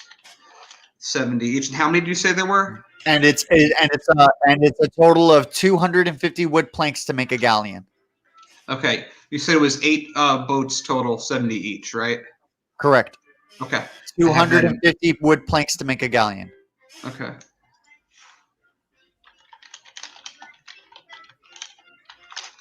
Okay. Okay, good. Then, so that's what they're going to be working on right now is the 4 fort towers, the shipping yard, the fortress, and then when they're finished, they're going to work on the trading post. So wait, let's finish that time lapse first. Yes. So do that time lapse. How much time has gone by? A total of time. Okay. For the 4 towers, the 4 crews are going to have to work 180 days to complete. The 15 but within is that time, everything else is going to get finished, right? Yeah, so is that the maximum time limit is 180 days? No, it's going to be more because I only have 6 crews. I need more people to have more. If I had more people in the city. So what's the total amount of time that's elapsed to right now? To right now? Oh, right now it's just, this is all planning. This is all before they start construction. This is all me master planning what is going to be happening. Because I need to know how much time elapses so that I can do random counters according to it. Yeah, I want to get the defensive stuff fast and then work on the expensive like money stuff because I have a feeling I want to defend it before, Okay, but let me get you those times. Let me just write out everything that I have to build. Because currently you are sitting on around 9d20 random encounters that you still have to do. So that's how many random encounters you're sitting on. Okay. Okay. So good thing I haven't done anything yet. Okay. Shipping yard. I just want to write down how long all this stuff takes to do.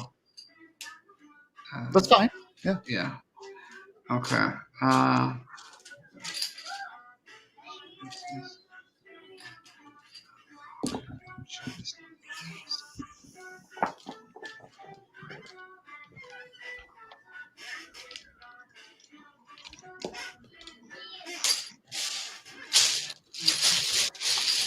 Okay, so I'm going to do a big speech to the town before I start this.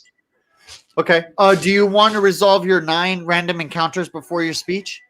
No. Oh no, I want to. You're sitting on them, so you have to resolve them sooner or later. For what? For what? For the amount of time that's elapsed since the 2 months of you being passed out. Oh, I see. So that would have to happen anyway, then. Correct. Okay. Well, it's going to happen right now, but I'm saying before you make your speech, do you want to resolve all that? I'd like to call people to arms. Okay, so let's you can call people to arms if you want, but you're going to have to resolve all of these random encounters. So it's up to you which one you want to do first. For which 2-month period are we talking about? The one that you were passed out for. So wait, I'm confused what the random encounters are for. The random encounters are for every either 10 days that have elapsed or special occasions that happen, like a player's death is an additional 2 D20s. So random encounters happen during player's death, time elapsing. Every 10 days that time elapses, it's 1 random encounter. So you Okay. have 2 months. So that's a total of 4 and 8, which is 8 d20 plus you dying. So that's 1 extra d20. So that's a total of 9 d20s you are sitting on. Can I call people to help me so I'm not fighting on my own? Or I is don't it- know if you're going to be fighting, but absolutely sure. I'm not Oh, I see. You doing mean I that. see. You mean I'm thinking like we're gonna have like 50 thieves rushing, but it's just a We random don't know. encounter. Maybe. Okay. Who knows? Okay. It could happen. I'm not saying it can't. It's Okay. random. So these are going to happen regardless, and I can. So would it be possible for me to call people? But they're random. Okay, I'm with you now. Okay, let's do them. You want to do them. Okay. So Yeah. you're going to roll a 1d20. You're going to do all the rolls. So roll a 1d20, and then we're going to go one at a time, all through the 9. Okay. 11. 11. You discovered. You know what? I'm going to have you narrate something out of the ordinary that you discover in town while walking on an ordinary day. Well, walking through the town, I notice wind picking up all the sand out of the well, miraculously clearing it up. Clearing up out of the sand out of the well, you notice that there's buried treasure at the bottom. Roll 1d20 to see how much gold you discover. 12. You discover 112 gold bars.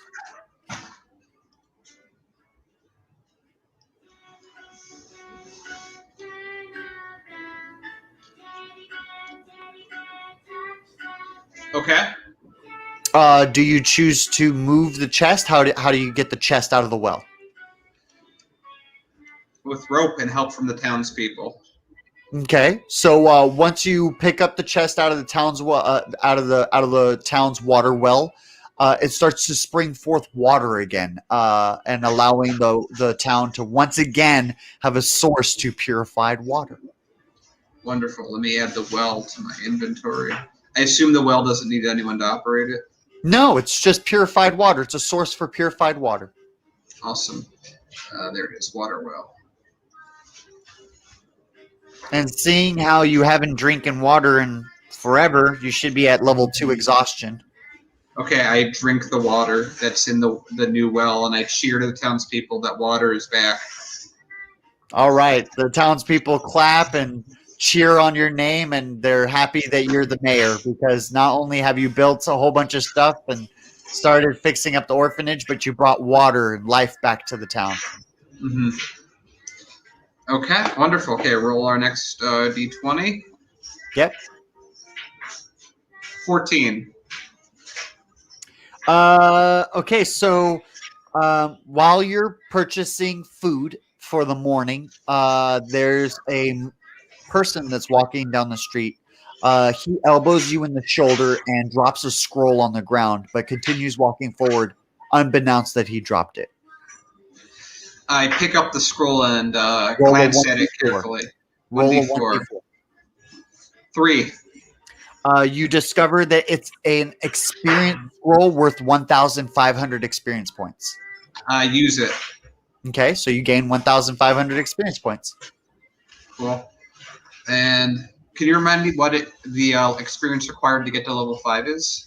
Sure. Yeah. Just give me a second. I have that chart around here somewhere too. All these charts. And look, the guy with the paper is the one coming out with all the facts.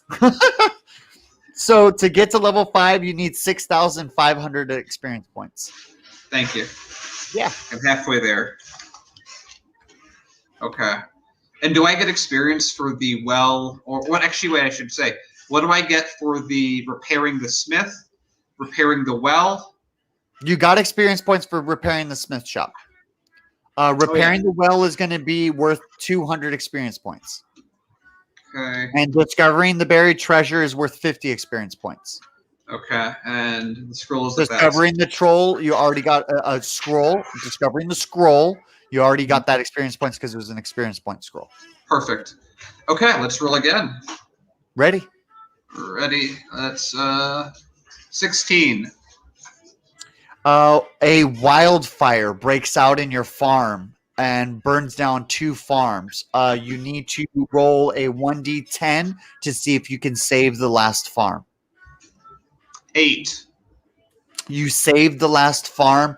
Only a couple acres are left, but the farmhouse itself is saved. Just the land and the livestock is lost. So you lost 2 farms, and the last farm is non-operational because its livestock is lost. Okay. I'm gonna A add. wildfire. Who would have known?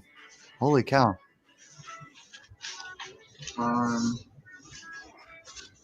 Those pigs became bacon. That's fine by me. Okay. And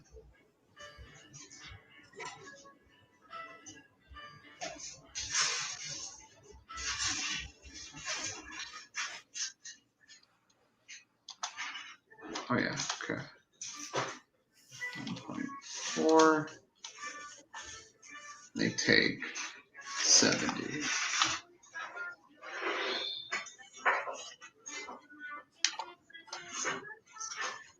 Okay. I'm with ready. you. Ready. Okay. 15.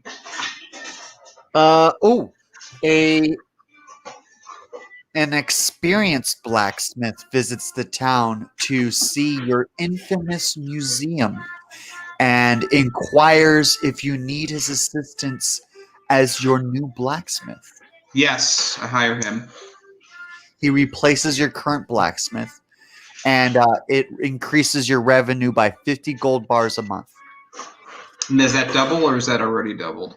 No, you get 50 gold bars more in revenue a month. Okay. Blacksmith. Okay. And so I So you have one spare blacksmith. What would you like to do with them? Wait. 500. I would like to put him in the general pool of skilled labor for what I'm about to build. Excellent. So you have one spare blacksmith. Okay. He's not skilled labored. He's a blacksmith. So you just have one spare blacksmith. Okay. So I have 2 blacksmiths then total. You have one expert blacksmith and one regular blacksmith. Oh, okay. Fair enough.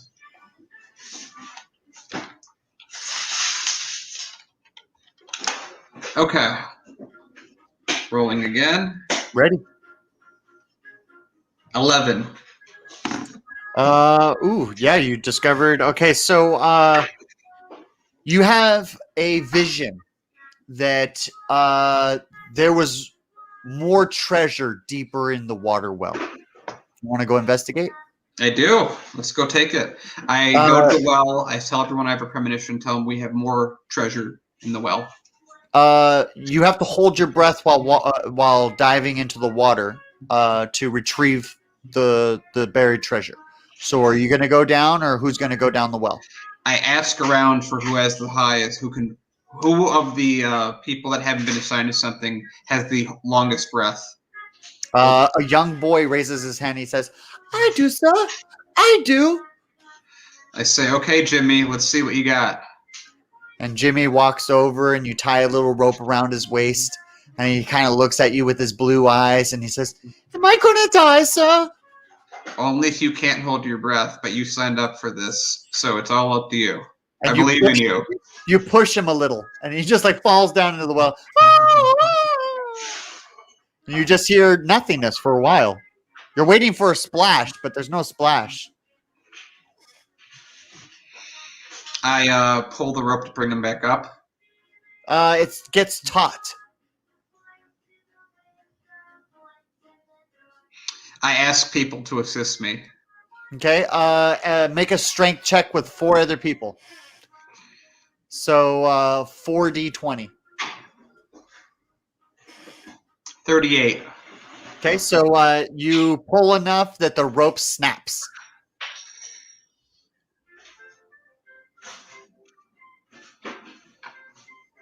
So the well's filled with water. He jumps in.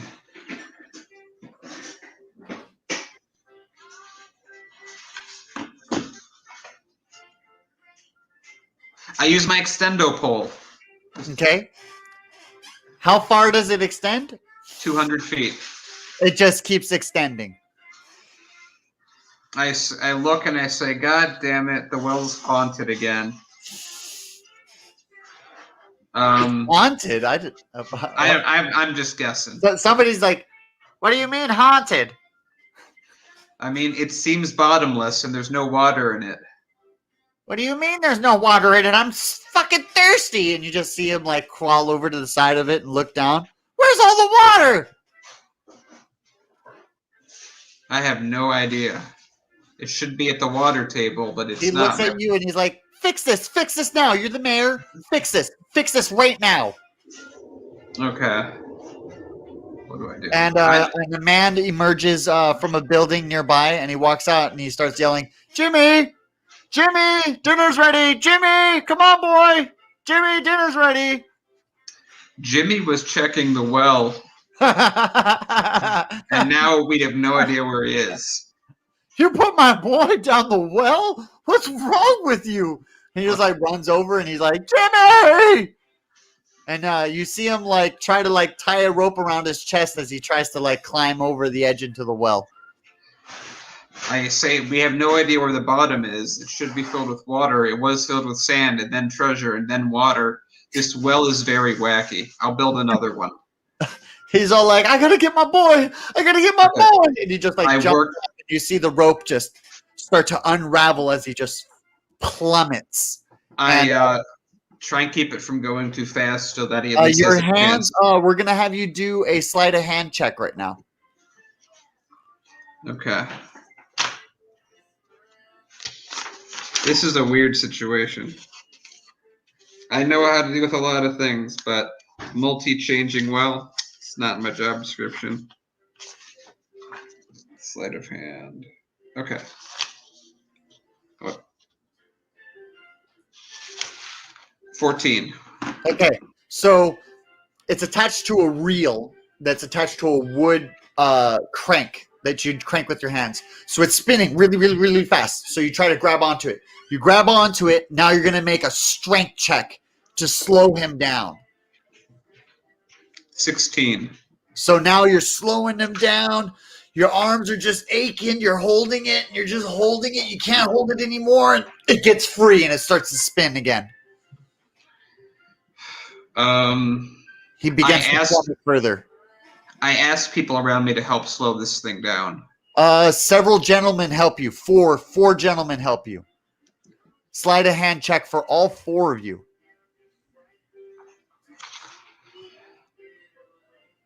53.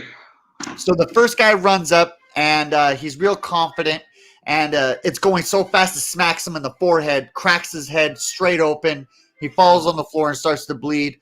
The other three gentlemen jump in and they hold it and you come in bracing it and all four of you are now holding it just nice and firm. Strength check for all of you to see if you can keep it still.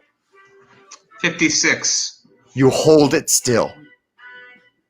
And now you can see just the wire like get really taut, just extremely taut. So taut it's almost like a chord on a guitar. I call out to the doctor to go help the guy who cracked his head so he doesn't die. Okay.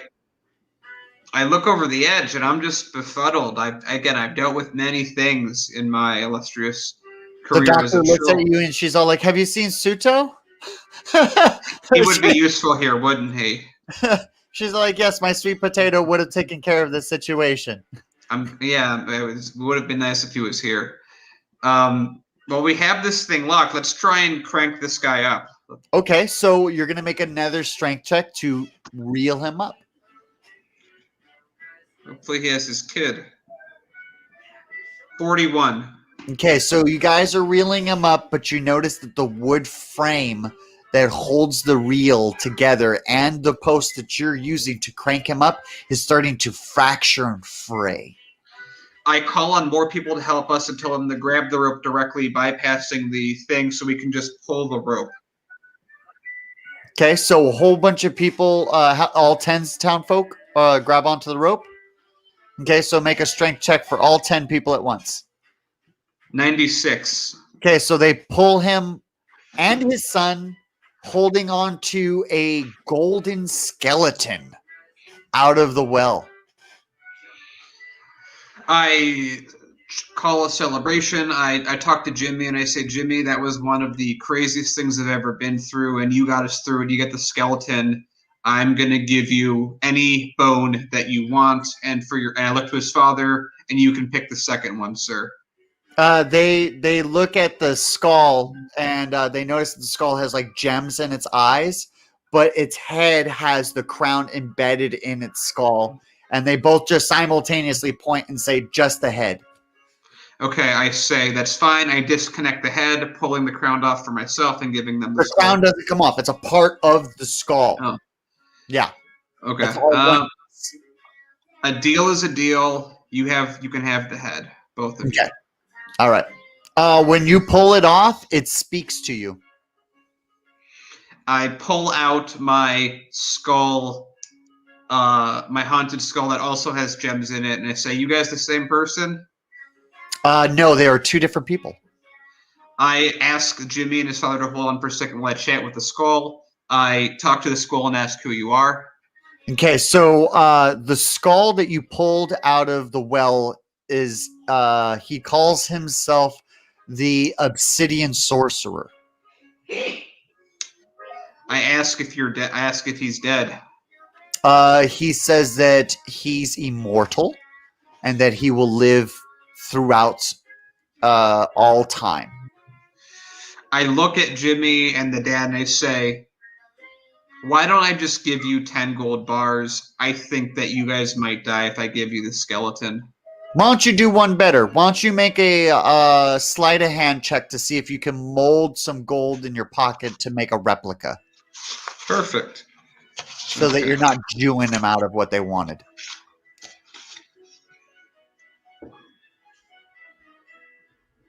And then, depending on your sleight of hand, will be how good of a replica it is. Because if you roll a low, it just looks really just like a knockoff third world country. 15. So it resembles it. It's not a perfect match. So it's a good skull. Give him the skull. How much did the skeleton weigh? How much does the The skeleton weighs 1,000 pounds. Oh, no wonder it's heavy. Okay, so 1,000 pounds of gold. Add that to my thing. Boop. Go. And how much did this skull weigh that I gave them?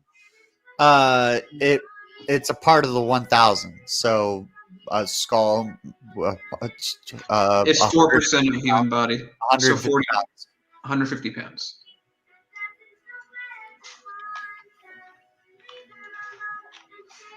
Okay, I tear apart the skeleton.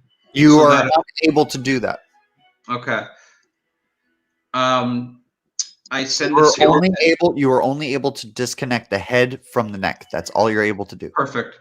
I send the body over to the smelter. Okay. You're unable to smelt it.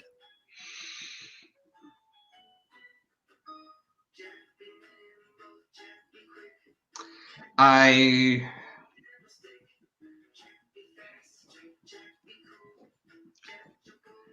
throw the skeleton in the head. Well, no, wait. I talk to this. Okay, so I talk to this skeleton head again, and I say, "What did you do when we weren't like this?"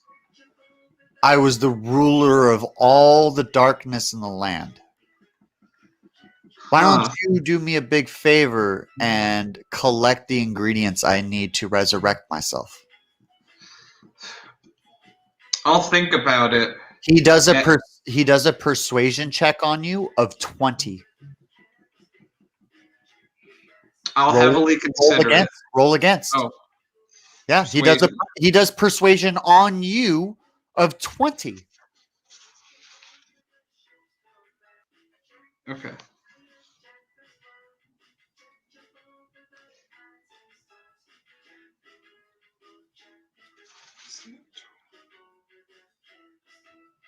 $18. Okay, so he persuades you. He persuades you to gather ingredients to resurrect him. Narrate that. Well, I guess it'd be interesting to see what happens. But I do. But as a fair trade, I'm all about fair trade. You have to tell me something. You have to tell me two things that I will find incredibly important that will make the life of me in this town better. As Persuade I him. would. See if you can beat his persuasion. And I'll roll again. I'll roll again for this persuasion for you to persuade me. And Nat 20 plus 6. okay, we'll do it right now. Here we go. Let me get my best dice out. There we go. Oh, you gotta see this. I'm not even gonna move this. Bro, 20. Match even. He doesn't have to say nothing.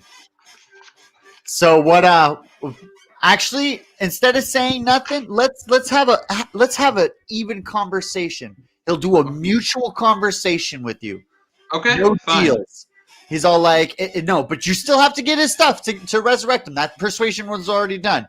But for you getting this 20 and me matching it, we're gonna have an honest conversation. Okay. So what is it you want?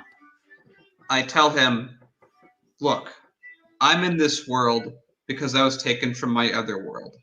All that really matters to me is getting everything I need. That's why I'm building this town. That's why I'm doing everything I'm doing so that I can get back to my world and take my rightful place where it needs to be. This world is just what I need to get what I need and nothing more. He tells you that he's destroyed your world and he's destroyed Suto's world, and he'll destroy any other person's world he needs to keep you here. And that you have a very crucial part to play in his grand plan. And that you've already been walking the path by collecting some of the pieces he already needs. I scoff at him and say, no one can kill my world. There's so many expansion packs. Blizzard needs to make more money. It's not gone. Don't lie to me. This is a mutual conversation. So he tells you that he did, in fact, destroy your world, and he could prove it. He tells you to put on the ring that's on his hand, and he'll prove it. I refuse. Okay, so he says that if you don't need me to prove it, then you just got to take my word for it. And he also says that if you need to negotiate, the only negotiation that you're going to get is that he'll leave your puny town alone, your puny city alone, if you simply make sure that the ritual is a success. That's all. Just make sure that the ritual is a success. Fed up with the situation, I order the head, to be brought onto the galleon along with the body, and I tell them to sail out half a mile and at least a mile apart drop the head and the skeleton into the water. Perfect. Okay. Okay. How many more rolls do we have? All right, but you are compelled. You are compelled to get his ingredients. Yes, that feeling still lingers within me. You have a quest line. Your quest line is to gather the heart of Faramore the Dragon Serpent. Okay. Write this on the sheet. And you, no matter what, have to drive for this. You just, no matter what, this is something that you have to drive for. It's like a curse. You can even call it a curse. Call it a curse. You're cursed.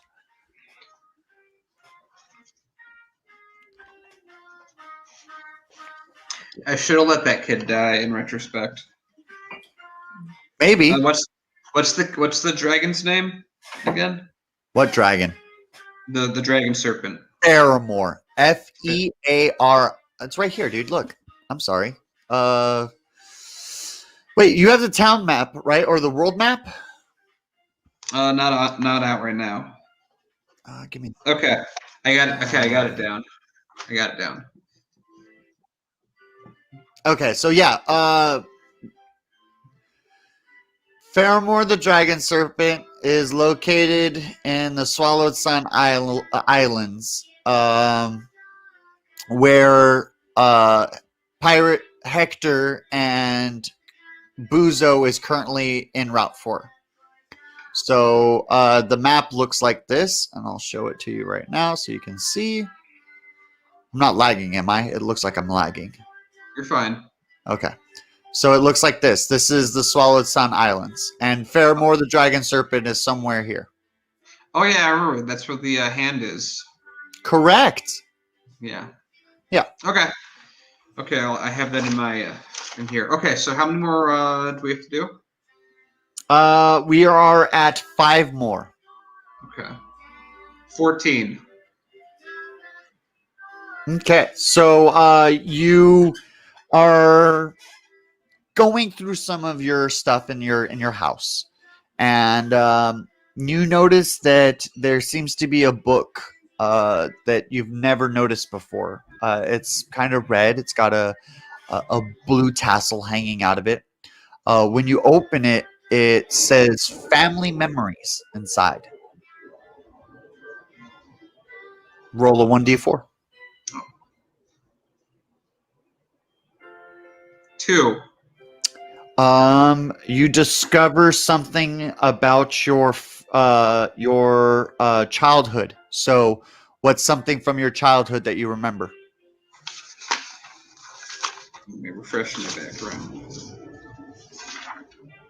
And this is something that you've lost, like you've lost, and now you're just regaining for the first time, like having a vision. I remember who my mom is. Illustrate it, dude. This is all you. This is Okay. a you moment. Let's see. This is all you moment. Okay. It's basically like a flashback. A figure in my head, something familiar. My mother, someone that I've lost that I know was important that I didn't really know.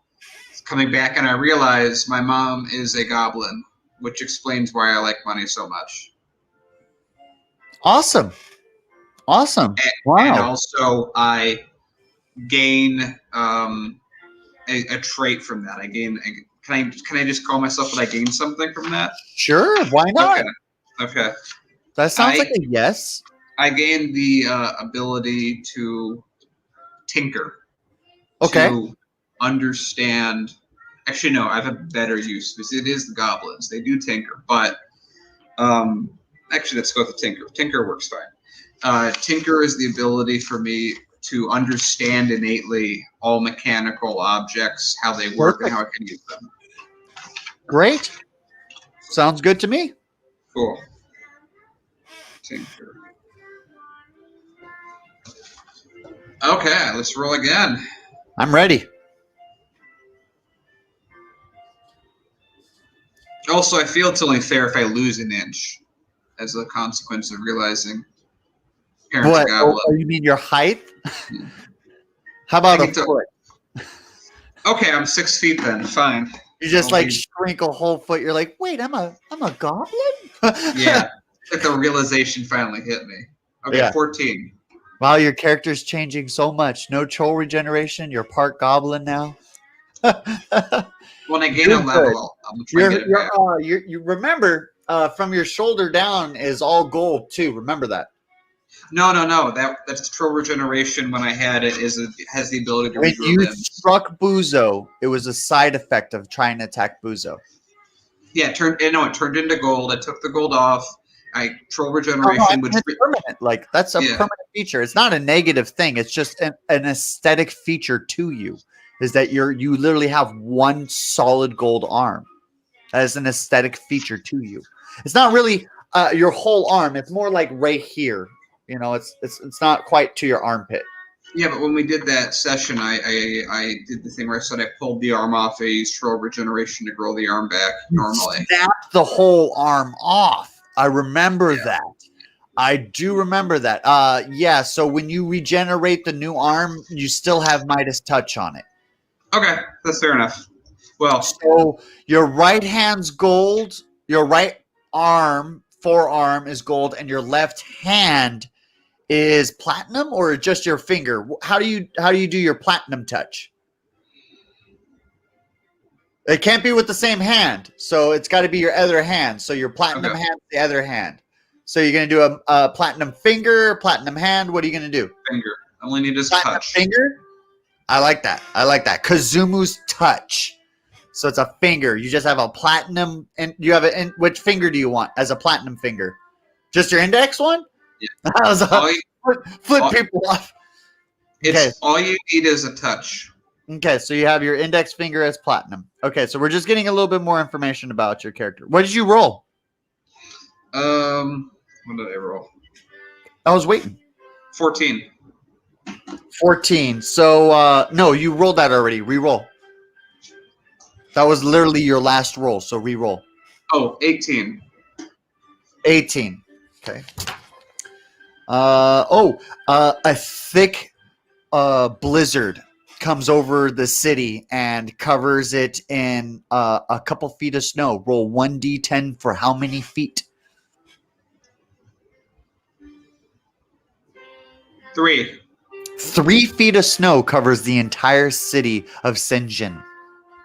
Continue. Okay. 15. It's a blizzard, so you're now in a blizzard. So when you continue free mode, remember that it's an active blizzard, and there's 3 feet. Okay, just remember that. I go inside. I go inside first. Make sure okay. I'm already inside. It's warm. Everyone else has with firewood. Everyone seems okay. Things are built. We have buildings for everyone. Everyone's okay. Excellent. Just making sure that you remember that when you continue the gameplay, that it's 3 feet of snow outside and it's a blizzard. Okay, so continue. Okay, 15. 2 more rolls. 15. 15. Okay, so a group of adventurers come into your town, and they are seeking some quests from you. And they ask, you're the mayor of this town, and they kind of are gathering near your fireplace. You notice that you're actually in a tavern. You're not at your own house. You're at a tavern. And you're kind of just having a chuckle with the barkeep and the doctor. You're having a grand old time. Pseudo comes in, and he says that he was successful in finding some information about the location of some crucial parts to the pod. And the female San walks in and picks a fight with a gentleman in the corner. Suto sits next to you and has a conversation with you. Suto, you missed it earlier. We had this whole well issue, and we needed your strength. Where have you been? He says that I've been on an adventure trying to gain more information about rice, lima, pumpkin, and we're really close to finding the location of them 4. As far as the 5th, we're kind of up in arms about his location, but our plan is to set off a beacon. So we're going to repair the beacon first, and then we're going to set off the beacon, and we're going to allow them to come to us. So we hope that you'd be really kind of chill if you would allow us to set off the beacon that's underneath the city. This city has seen enough. We have to rebuild it. What I would allow is if you set off the beacon, it has to go through the well. Can't destroy anything. I have other information for you. We encountered something very, very strange. It said that it was what destroyed planet Vegeta. It said it destroyed my world as well. I'm not fully convinced. It cursed me. It wants me to take out a dragon serpent named Fairmore, yes. And it doesn't seem like the thing that I should do. While you're out and about, see if you can find a way to undo the curse on me so I'm not forced to take these actions. he says that I'll do one better. I'll take one for the team, and I'll go do it. I feel like I need to take on a dragon. This seems like something I can do. And then he stands up and he picks up a drink and he drinks it all. And he kisses the doctor deeply, and she gives him a little baggie, and he smacks her in the bottom with his tail. And he says, "We're off. Let's go. Leave the man alone." And you just see like the female saying like headbutting this drunken this drunken tavern goer, and he's just sitting there just getting smashed. And she's like, "All right." And so they leave, and so they're on their way to go discover where it is. They don't know where it is. They're sands. They'll figure it out. So they depart, and the adventurers come up after kind of eavesdropping in on your conversation. And they say, "Are you the mayor of this town?" And they look at your symbols and your cloak and everything, and they ask you, "Are you the mayor of this town?" I am. Welcome, adventurers, to our small city. What can we do for you? We're looking for the museum. We heard that there's we got banners and posters posted in our local city, and we saw that there is a museum with ancient magical relics, and that there's great opportunities here in this city, and that we also heard of a couple adventurers saving this city from a great disaster, and we just had to see it for ourselves. Total of 5 adventurers, by the way. I say, well, I'm glad you came here. We have a wonderful city. If you want to visit the museum, it is out that way. And I gesture towards a path where the museum is. And actually, yeah, I'm one of the adventurers who saved the city. I'm now the mayor. We're trying to rebuild it, turn it into something quite spectacular, quite amazing, something that will rival the other cities on this world. After you visit the museum, come back and talk to me. I may have an opportunity for all of you if you are interested. But first, take time around the city and enjoy yourself. Okay. So several hours go by, and they return. And at this point in time, you're quite intoxicated. You've been drinking quite a bit, and you're slurring your speeches, and you're kind of a fun. Everyone's having a good time, and they're really, really enjoying the mayor. It's for the first time in a while that they've seen the true you, that you've kind of kept this business facade, to you have to, because you're the boss, but for the first time you're inebriated, and you're standing on top of a table with your underpants on your head, and you're screaming out to the crowd and slurs, and you're just having a grand old time, and you see nothing but a smile on your face as these 5 adventurers walk in. Welcome. I hope you enjoyed the town. Get a drink. Then we'll be on the same page. So they walk over, and you stumble. One of them catches you, and when they catch you, what do you say? Thanks, man. I usually don't fall like this. Good to be dropping by, though. He's like, "I'll see you next summer. Come on."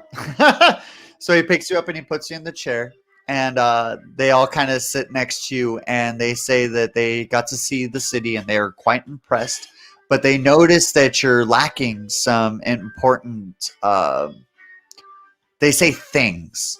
They don't really allure to what they mean by important. What kind of thing are we missing? We're in the middle of expanding. I probably am building it. What am I missing?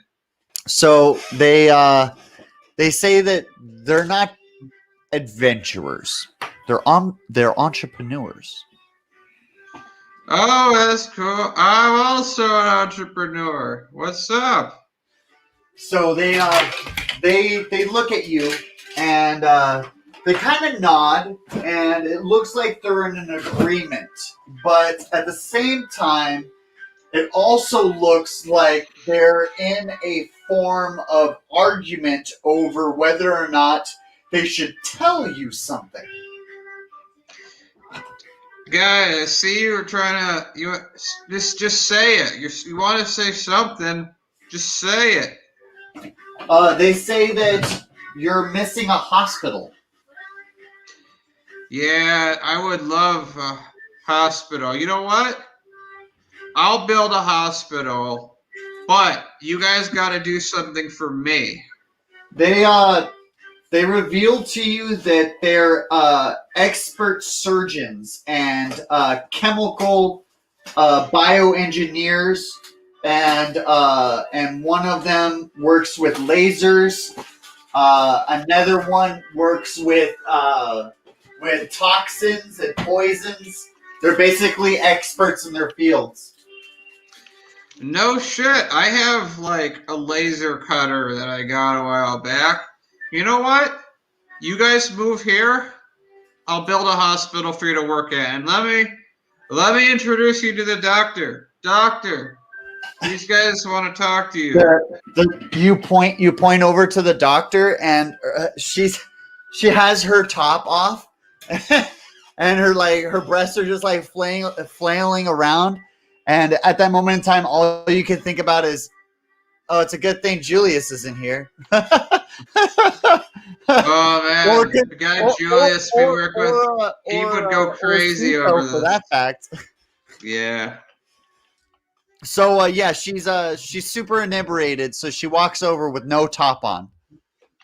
Yeah. This lady, she's saved my life more than once. She's I have saved his life more than once. I love this guy. Yeah. They look at each other like these guys are way too smashed. We gotta let's come back tomorrow, and then we'll talk to you when you're cleaned up. So they drag you. You start to pass out, and they drag you, and they cover the doctor up, and they drag both of you off to your respected houses. And in the morning you wake up to the smell of bacon and eggs. All right, is the farm's on fire again? Oh, headache. Man, what's going on? Do you have a 2-story house? Describe your house. What does the house look like? The house is a basic 2-story house. Kazuma is more focused on building the city before giving himself lodgings. He doesn't want to separate himself too much from the regular citizenry. He already cares too much about generating wealth, so that would set off too many alarm bells. So it's just a basic house, not too different from any of the others. So you walk downstairs and you walk into your kitchen. What does your kitchen look like? It's very sparse. Kazuma doesn't really cook all that much. He really doesn't have a full use. So it's sort of like a bachelor style kitchen where it's like very sparse, very sparse. Okay. The adventurers are all sitting at the table that you would normally eat at. I guess cramped because it's sparse. So they're cramped onto this table with makeshift chairs because you don't have chairs for company. So they're all sitting there, and they look at you as one person is cooking breakfast and starts to serve breakfast to everybody.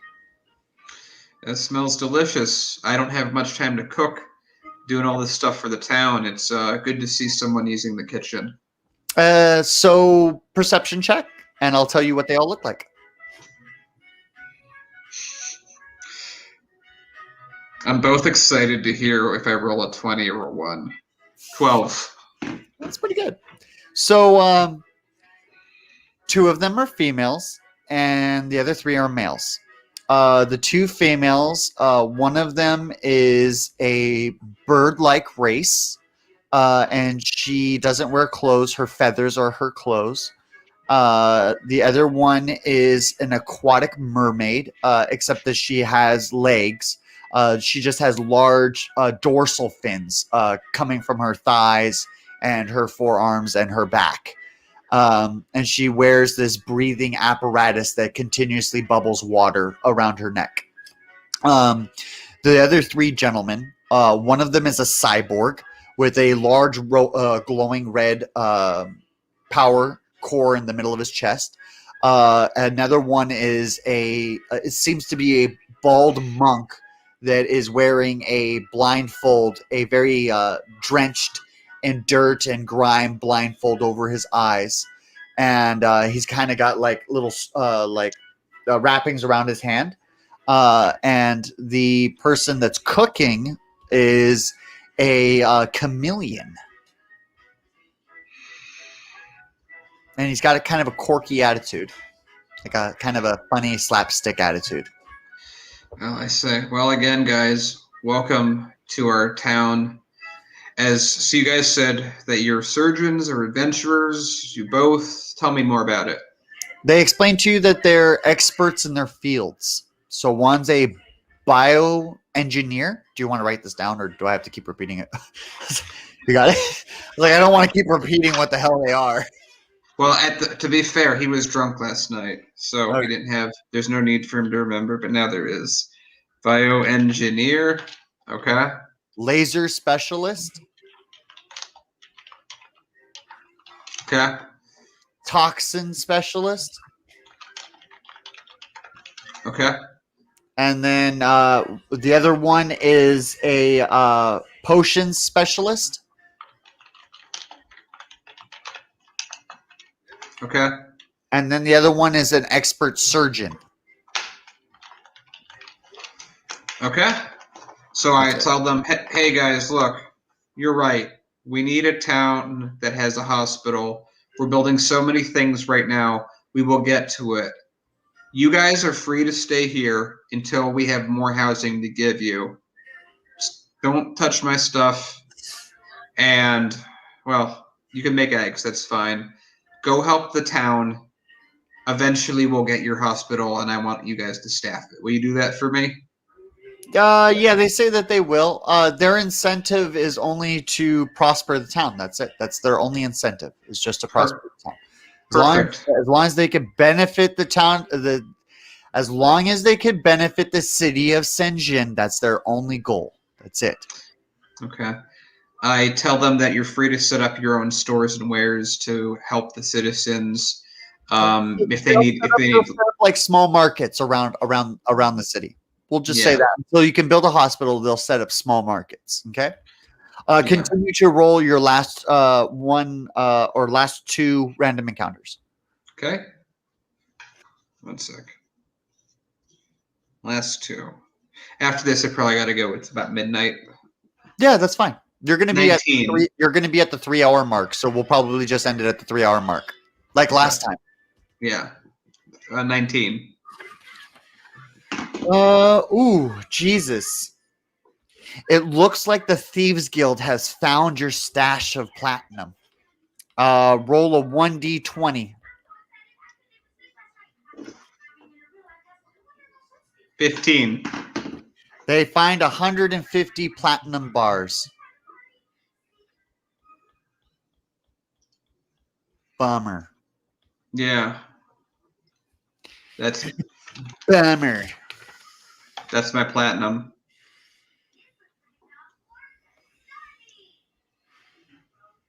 Last one. It's your last encounter. We only got one left. 12. Okay. So as you discover these thieves fleeing the guards' barracks in the middle of the night, you accidentally step into a bear trap, and it snaps onto your ankle. Roll a 1d4, or I'm sorry, a 1d6. 2. You permanently lose 2 health points. Permanently. So from now on, you're going to have a fractured ankle, right or left? Left. Okay, so you'll have a fractured left ankle. So your speed is going to be reduced by 10. So your 30 is going to go down to 20. Okay. I immediately go to the surgeon and say, "Can you fix this?" He says, "Of course, I'm a freaking expert surgeon. Who do you think I am? But I don't have the tools nor the place to do it. Do you want me to do it with a stick and a blade? I mean, I guess I could shove a stick in there." I call over the doctor who has my laser buzzsaw, chemistry set, and mixing station, and I say, "Can you show this gentleman where you are currently performing your doctoring?" Okay, so she's doing it out of a tent. I ask the surgeon, with the equipment that we have, with the laser buzzsaw, the chemistry set, your abilities, the doctor's helps, your other colleagues in the mixing station, can you fix this safely? He says, "We can, and we will do everything we can." And so he lays you down onto a table and he puts this mask over you, and you start to fall asleep. When you wake up, roll a 1d4.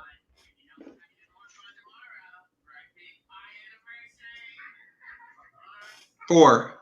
Gain 4 permanent health. Nice. When you awake, you find that your foot has been replaced by a robotic foot.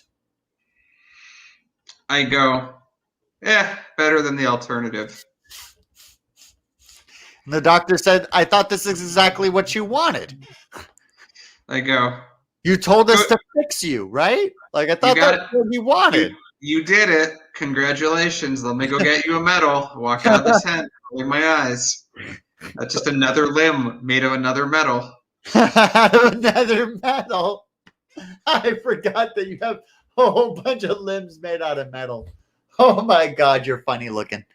I guess nobody has to know. Well, are you going to wear a shoe over the metal foot? You're just going to wear the metal foot out with a regular shoe. Well, trolls don't wear shoes. I mean, they do for equipment's sake, but effectively, a shoe looks like an ankle bracelet. Yeah, but still, like, they are functional to a certain like extent, you know. So you're saying so for your character, he's been barefoot this whole time. Well, in WoW, if you put on, you can put shoes on a troll, but you can't really put shoes on a troll. I understand what you're saying, but I'm asking you, from being WoW, being from that world, were you wearing shoes this whole time? Yes, but I was also barefoot. Okay, all right. Both are true. Okay, so your left foot's a robotic foot, and your right foot is wearing a shoe or not wearing a shoe. A shoe is it's a strong term. It's basically an ankle bracelet, but it's a shoe. It's like a sandal, isn't it?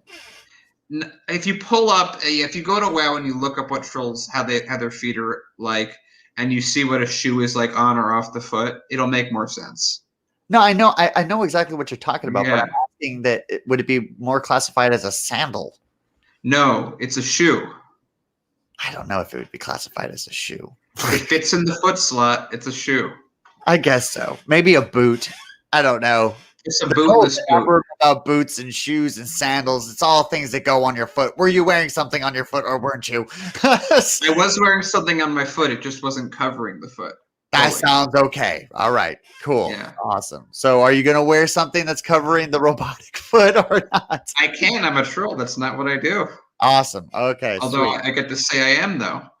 All right. So, yeah, that's it. That's all the random encounters. And then you build all that stuff, which is how many days elapse?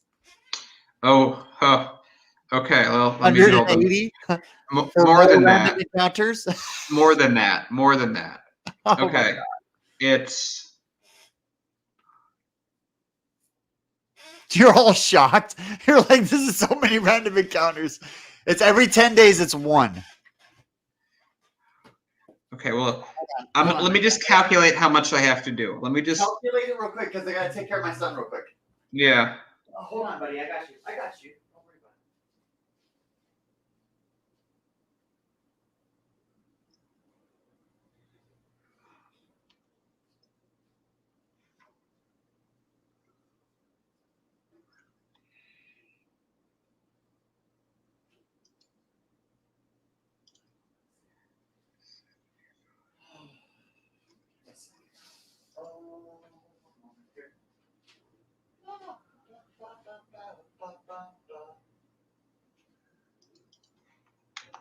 it. I got it.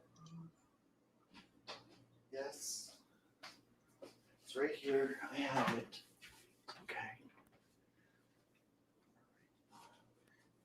I got this right here.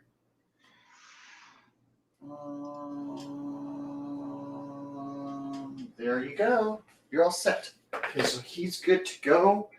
I got this all filled out for me. If I don't die getting back to my seat. It's 32 buildings. I'm going to say a year. A year? A year? Oh my God. Your gameplay is just going to be random encounters. This is awesome. I'm going to build it. It's already paid for. They're going to get built. I'm going to wait till Saturday when everyone gets here to deal with the random encounters. That's fine. We'll do that. But I need you to do two things. You're going to do experience for all these buildings. Okay? So each building gets you 500 experience. Or no, I'm sorry, 150 experience. Okay, I level up. You're level 5? Yes. Ba, ba, ba, ba, da, ba, ba. Milestone. Awesome, dude. So at level 5, you feel like level 1. So it's kind of a big thing. You get 2 free points to put towards any skill. Strength, dexterity, constitution. What do you want? I'm gonna go for 1 in intellect, 1 in charisma. Okay. Is it high enough to affect your modifiers? Yes. My intellect is now +4. Then change your modifiers respectively. Yes. And then, as well as level 5, you gain a level 5 cantrip and a level 5 spell. Can I get my troll regeneration back? You may, Okay, I like that but move. it'd be a spell this time, though. It won't be a cantrip. So it'll be your Alright. level 5 spell, and you'll be able to do it once a day, and it'll be for 2d20. Nice. But you'll 2d20. only be able to do it once per day. Okay, let me do that before I forget those numbers. And then I got to tell you what we have in the city now that it's going to be built. Well, of course, Okay, and you have to tell yeah. me what your cantrip's going to be as well. Yes. Okay, wait. Troll regeneration. Troll regen.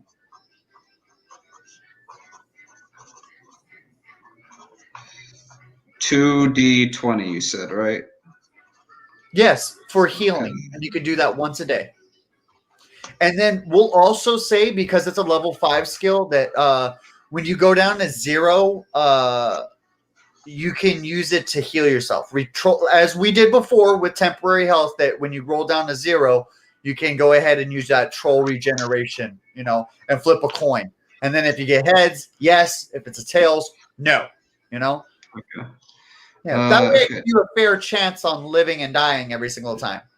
Because as we've seen, a monkey coming up and bashing your face in isn't a really good way of dying, or rolling over and getting mauled by a boar Yeah. within the same session, or getting stabbed by some bandits within the same session. Yeah. So, quick question: what do I roll again for health increase for the level? Your D6? hit dice. Okay, and I figured out what I would like. Ah, there it is. 4d6, 5d6. No, hit dice should be 1 something. D6 then. Mhm. Okay. 5 more health. Okay. The only 30. thing that should be going up by D count is your weapons. So whatever weapon you have will be 5D, whatever it is. Okay. Okay, I have a cantrip I want to use. Okay. Building times half as long. Are you building it? It would only affect it if you're building the item. Oh, I see. Can I impart that any orders I give to build something are also affected? No. Okay. I would say that you can bestow a boon on a NPC for a 10-day period, or we could say a 1-month period for double production. Wouldn't be enough. I'll do something else. Yeah. Good cantrip. Those are boons when you put it on someone else.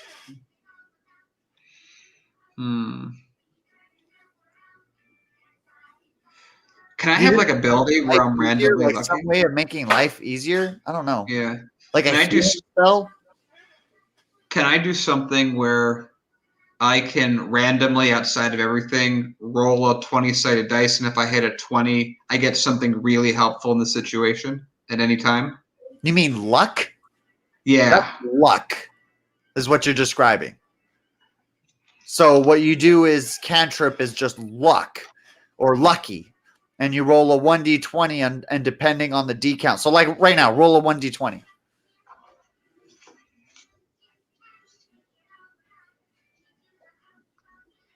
$12. You discover a trap that's a young girl's about to step on that the Thieves Guild left behind. Warn her, disarm the trap. Right. Lucky. You got lucky. You got lucky enough to see the trap. Did it affect you? No, but it was going to take out that little girl. You know what I mean? It's something like that. So Is how that do I? what you want? Yeah, that's fine. How do I write that in as a skill part of that? It's cantrip. It's a cantrip. I mean, how do I just say roll d20 for luck? Yes. That's it. That's all it is. Because depending on where you are, depending on what situation, can change dramatically what the results of that will be. Okay, cool. Awesome. Because I mean, so check this out too. Like you're falling and you don't have an option of grabbing your power pole. Mm-hmm. You don't have any other option, and you accept your death. You're just like, I can't do anything, guys. So no one else can do anything. I guess this is the end of my character, you know? Mm-hmm. And then you remember, lucky. I roll for lucky. You roll 1d20. Mm-hmm.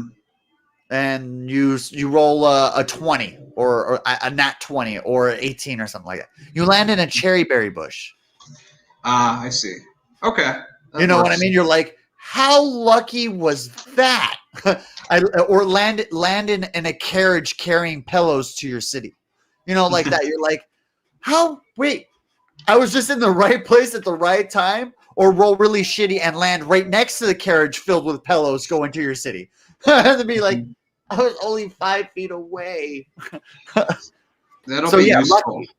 Yeah, lucky. That's it good. really depends on your situation. I run across lava.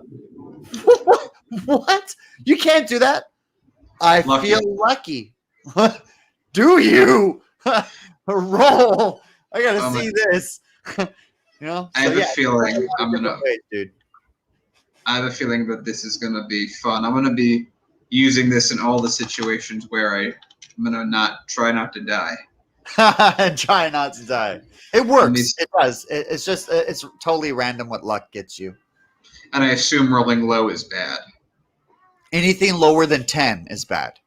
Anything higher than 10 is good. That's just the golden rule to luck. Fair enough. Okay, let me just finish writing in all these buildings. I'm going to be so excited when we start the session. You're like, okay, guys, we got like 36 random encounters we got to do thanks to Kazumu. You do. You have to roll all that shit, dude, and then they have to deal with all that crap. That's perfectly fine. Yeah, and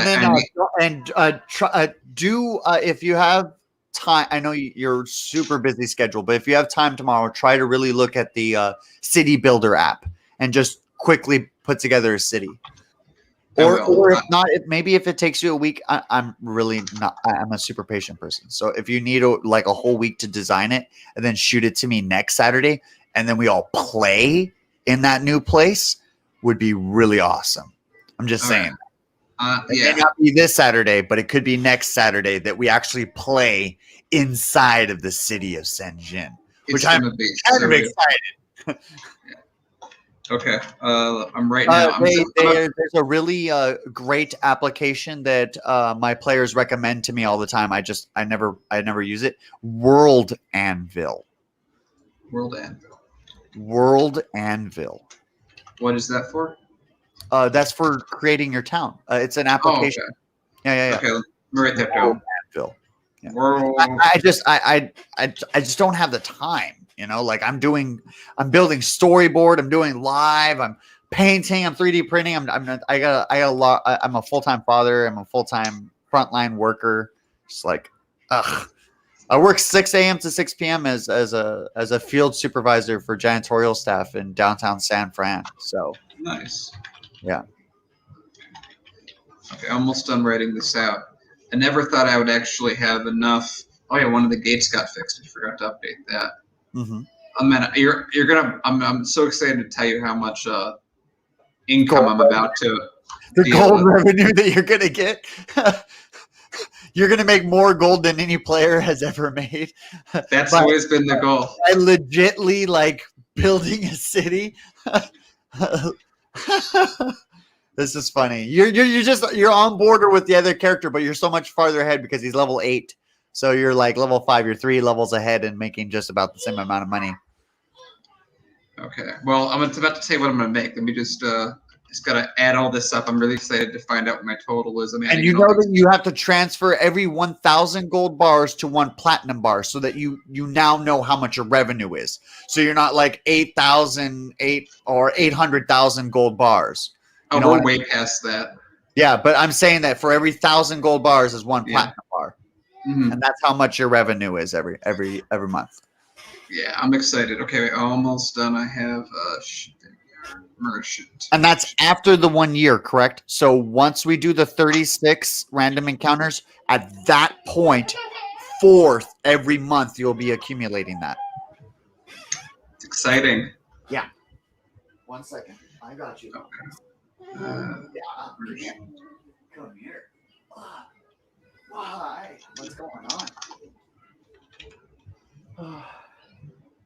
Yeah, I'm sorry I missed Monday's Patreon show. He was running a fever, and I had to take care of him. I was like, bummer, missed out on the Patreon. But in the morning when I take the transit, because I take a train to work, that's like an hour and 45. I got to watch the Patreon show and catch up. I was like, Nice. Um, 5,000.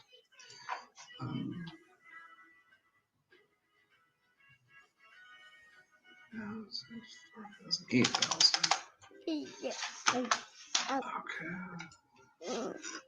Almost there. Give me a second. Here, play with this guy. Who's this guy? Is this guy from Scooby Doo? Is that guy from Scooby Doo? Huh? Slime monster.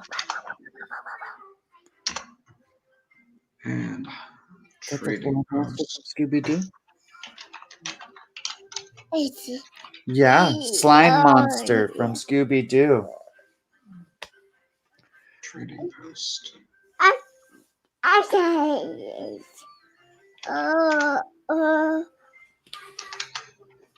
And the harbor will be fixed too. Everything's wonderful. Perfect. Yeah, that's It's how like- you play with them. Hospital. 250. 1,000. Okay. So. Here, you want to play with the super dice?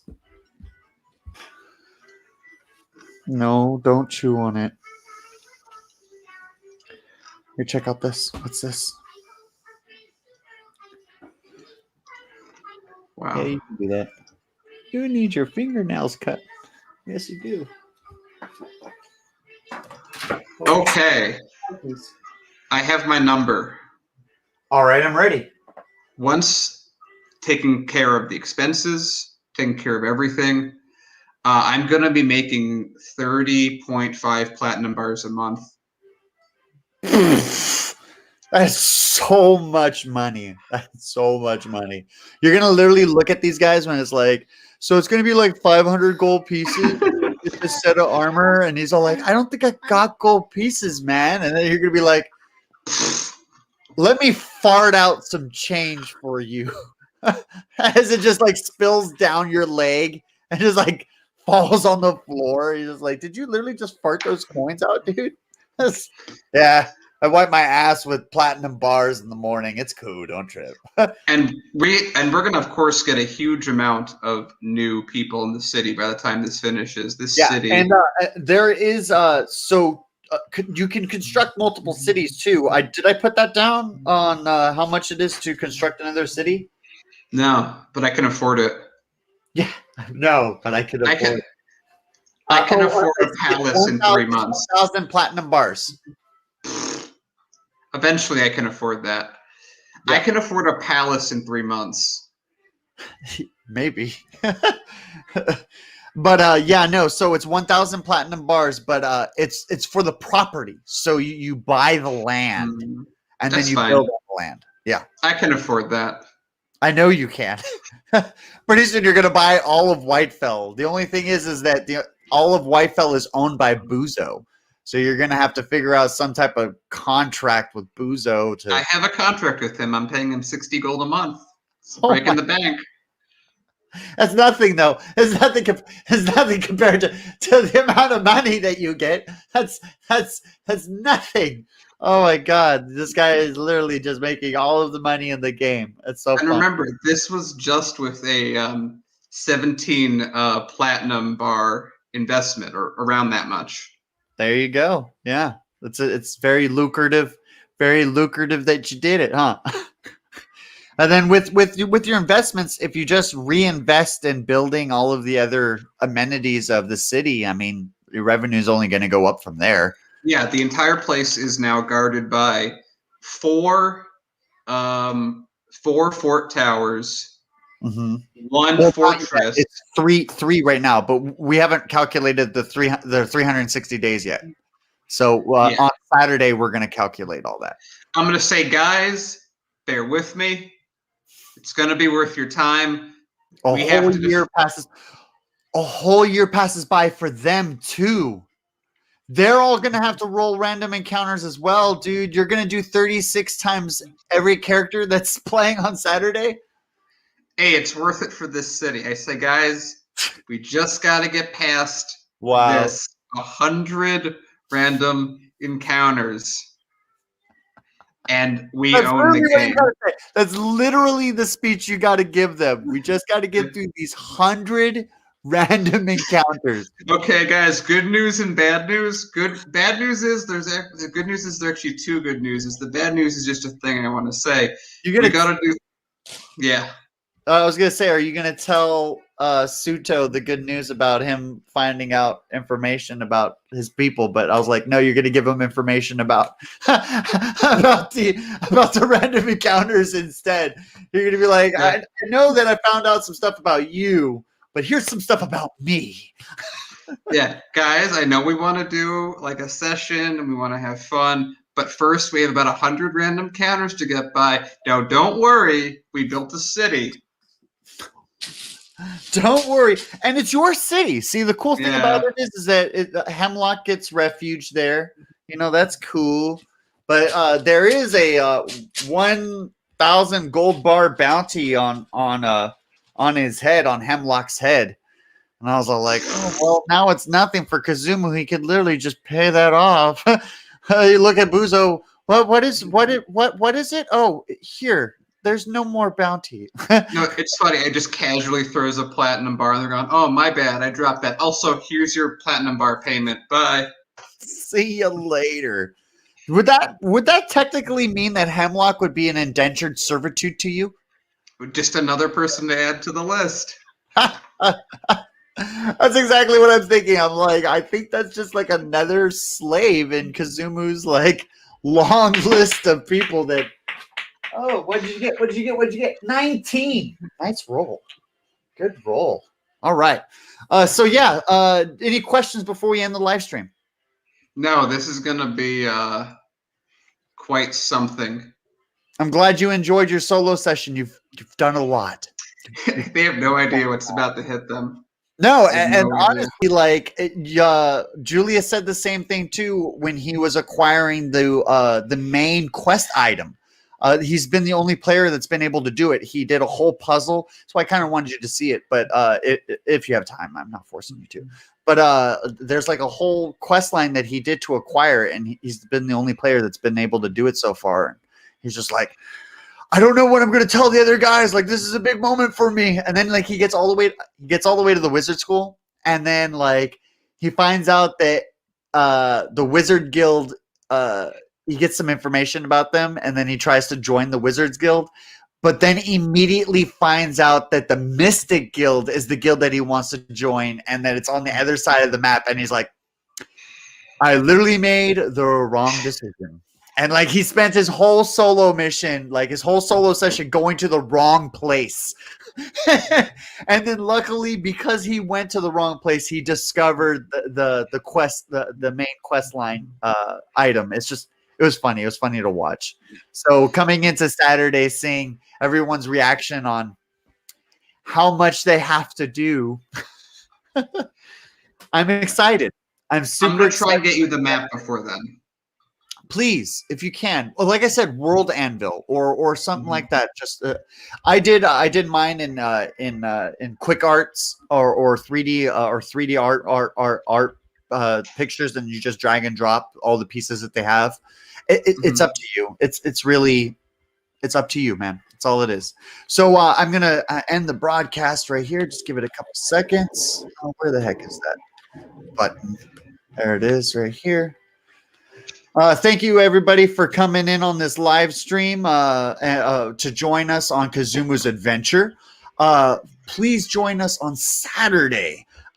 If you guys are located in Pacific time, it's going to be at 10 a.m. If you're on Central time, it's going to be at 12. It'll be 12 to 2. And we'll see you there. Once again, this has been your host, the Whitefell DM, and enjoy the live stream.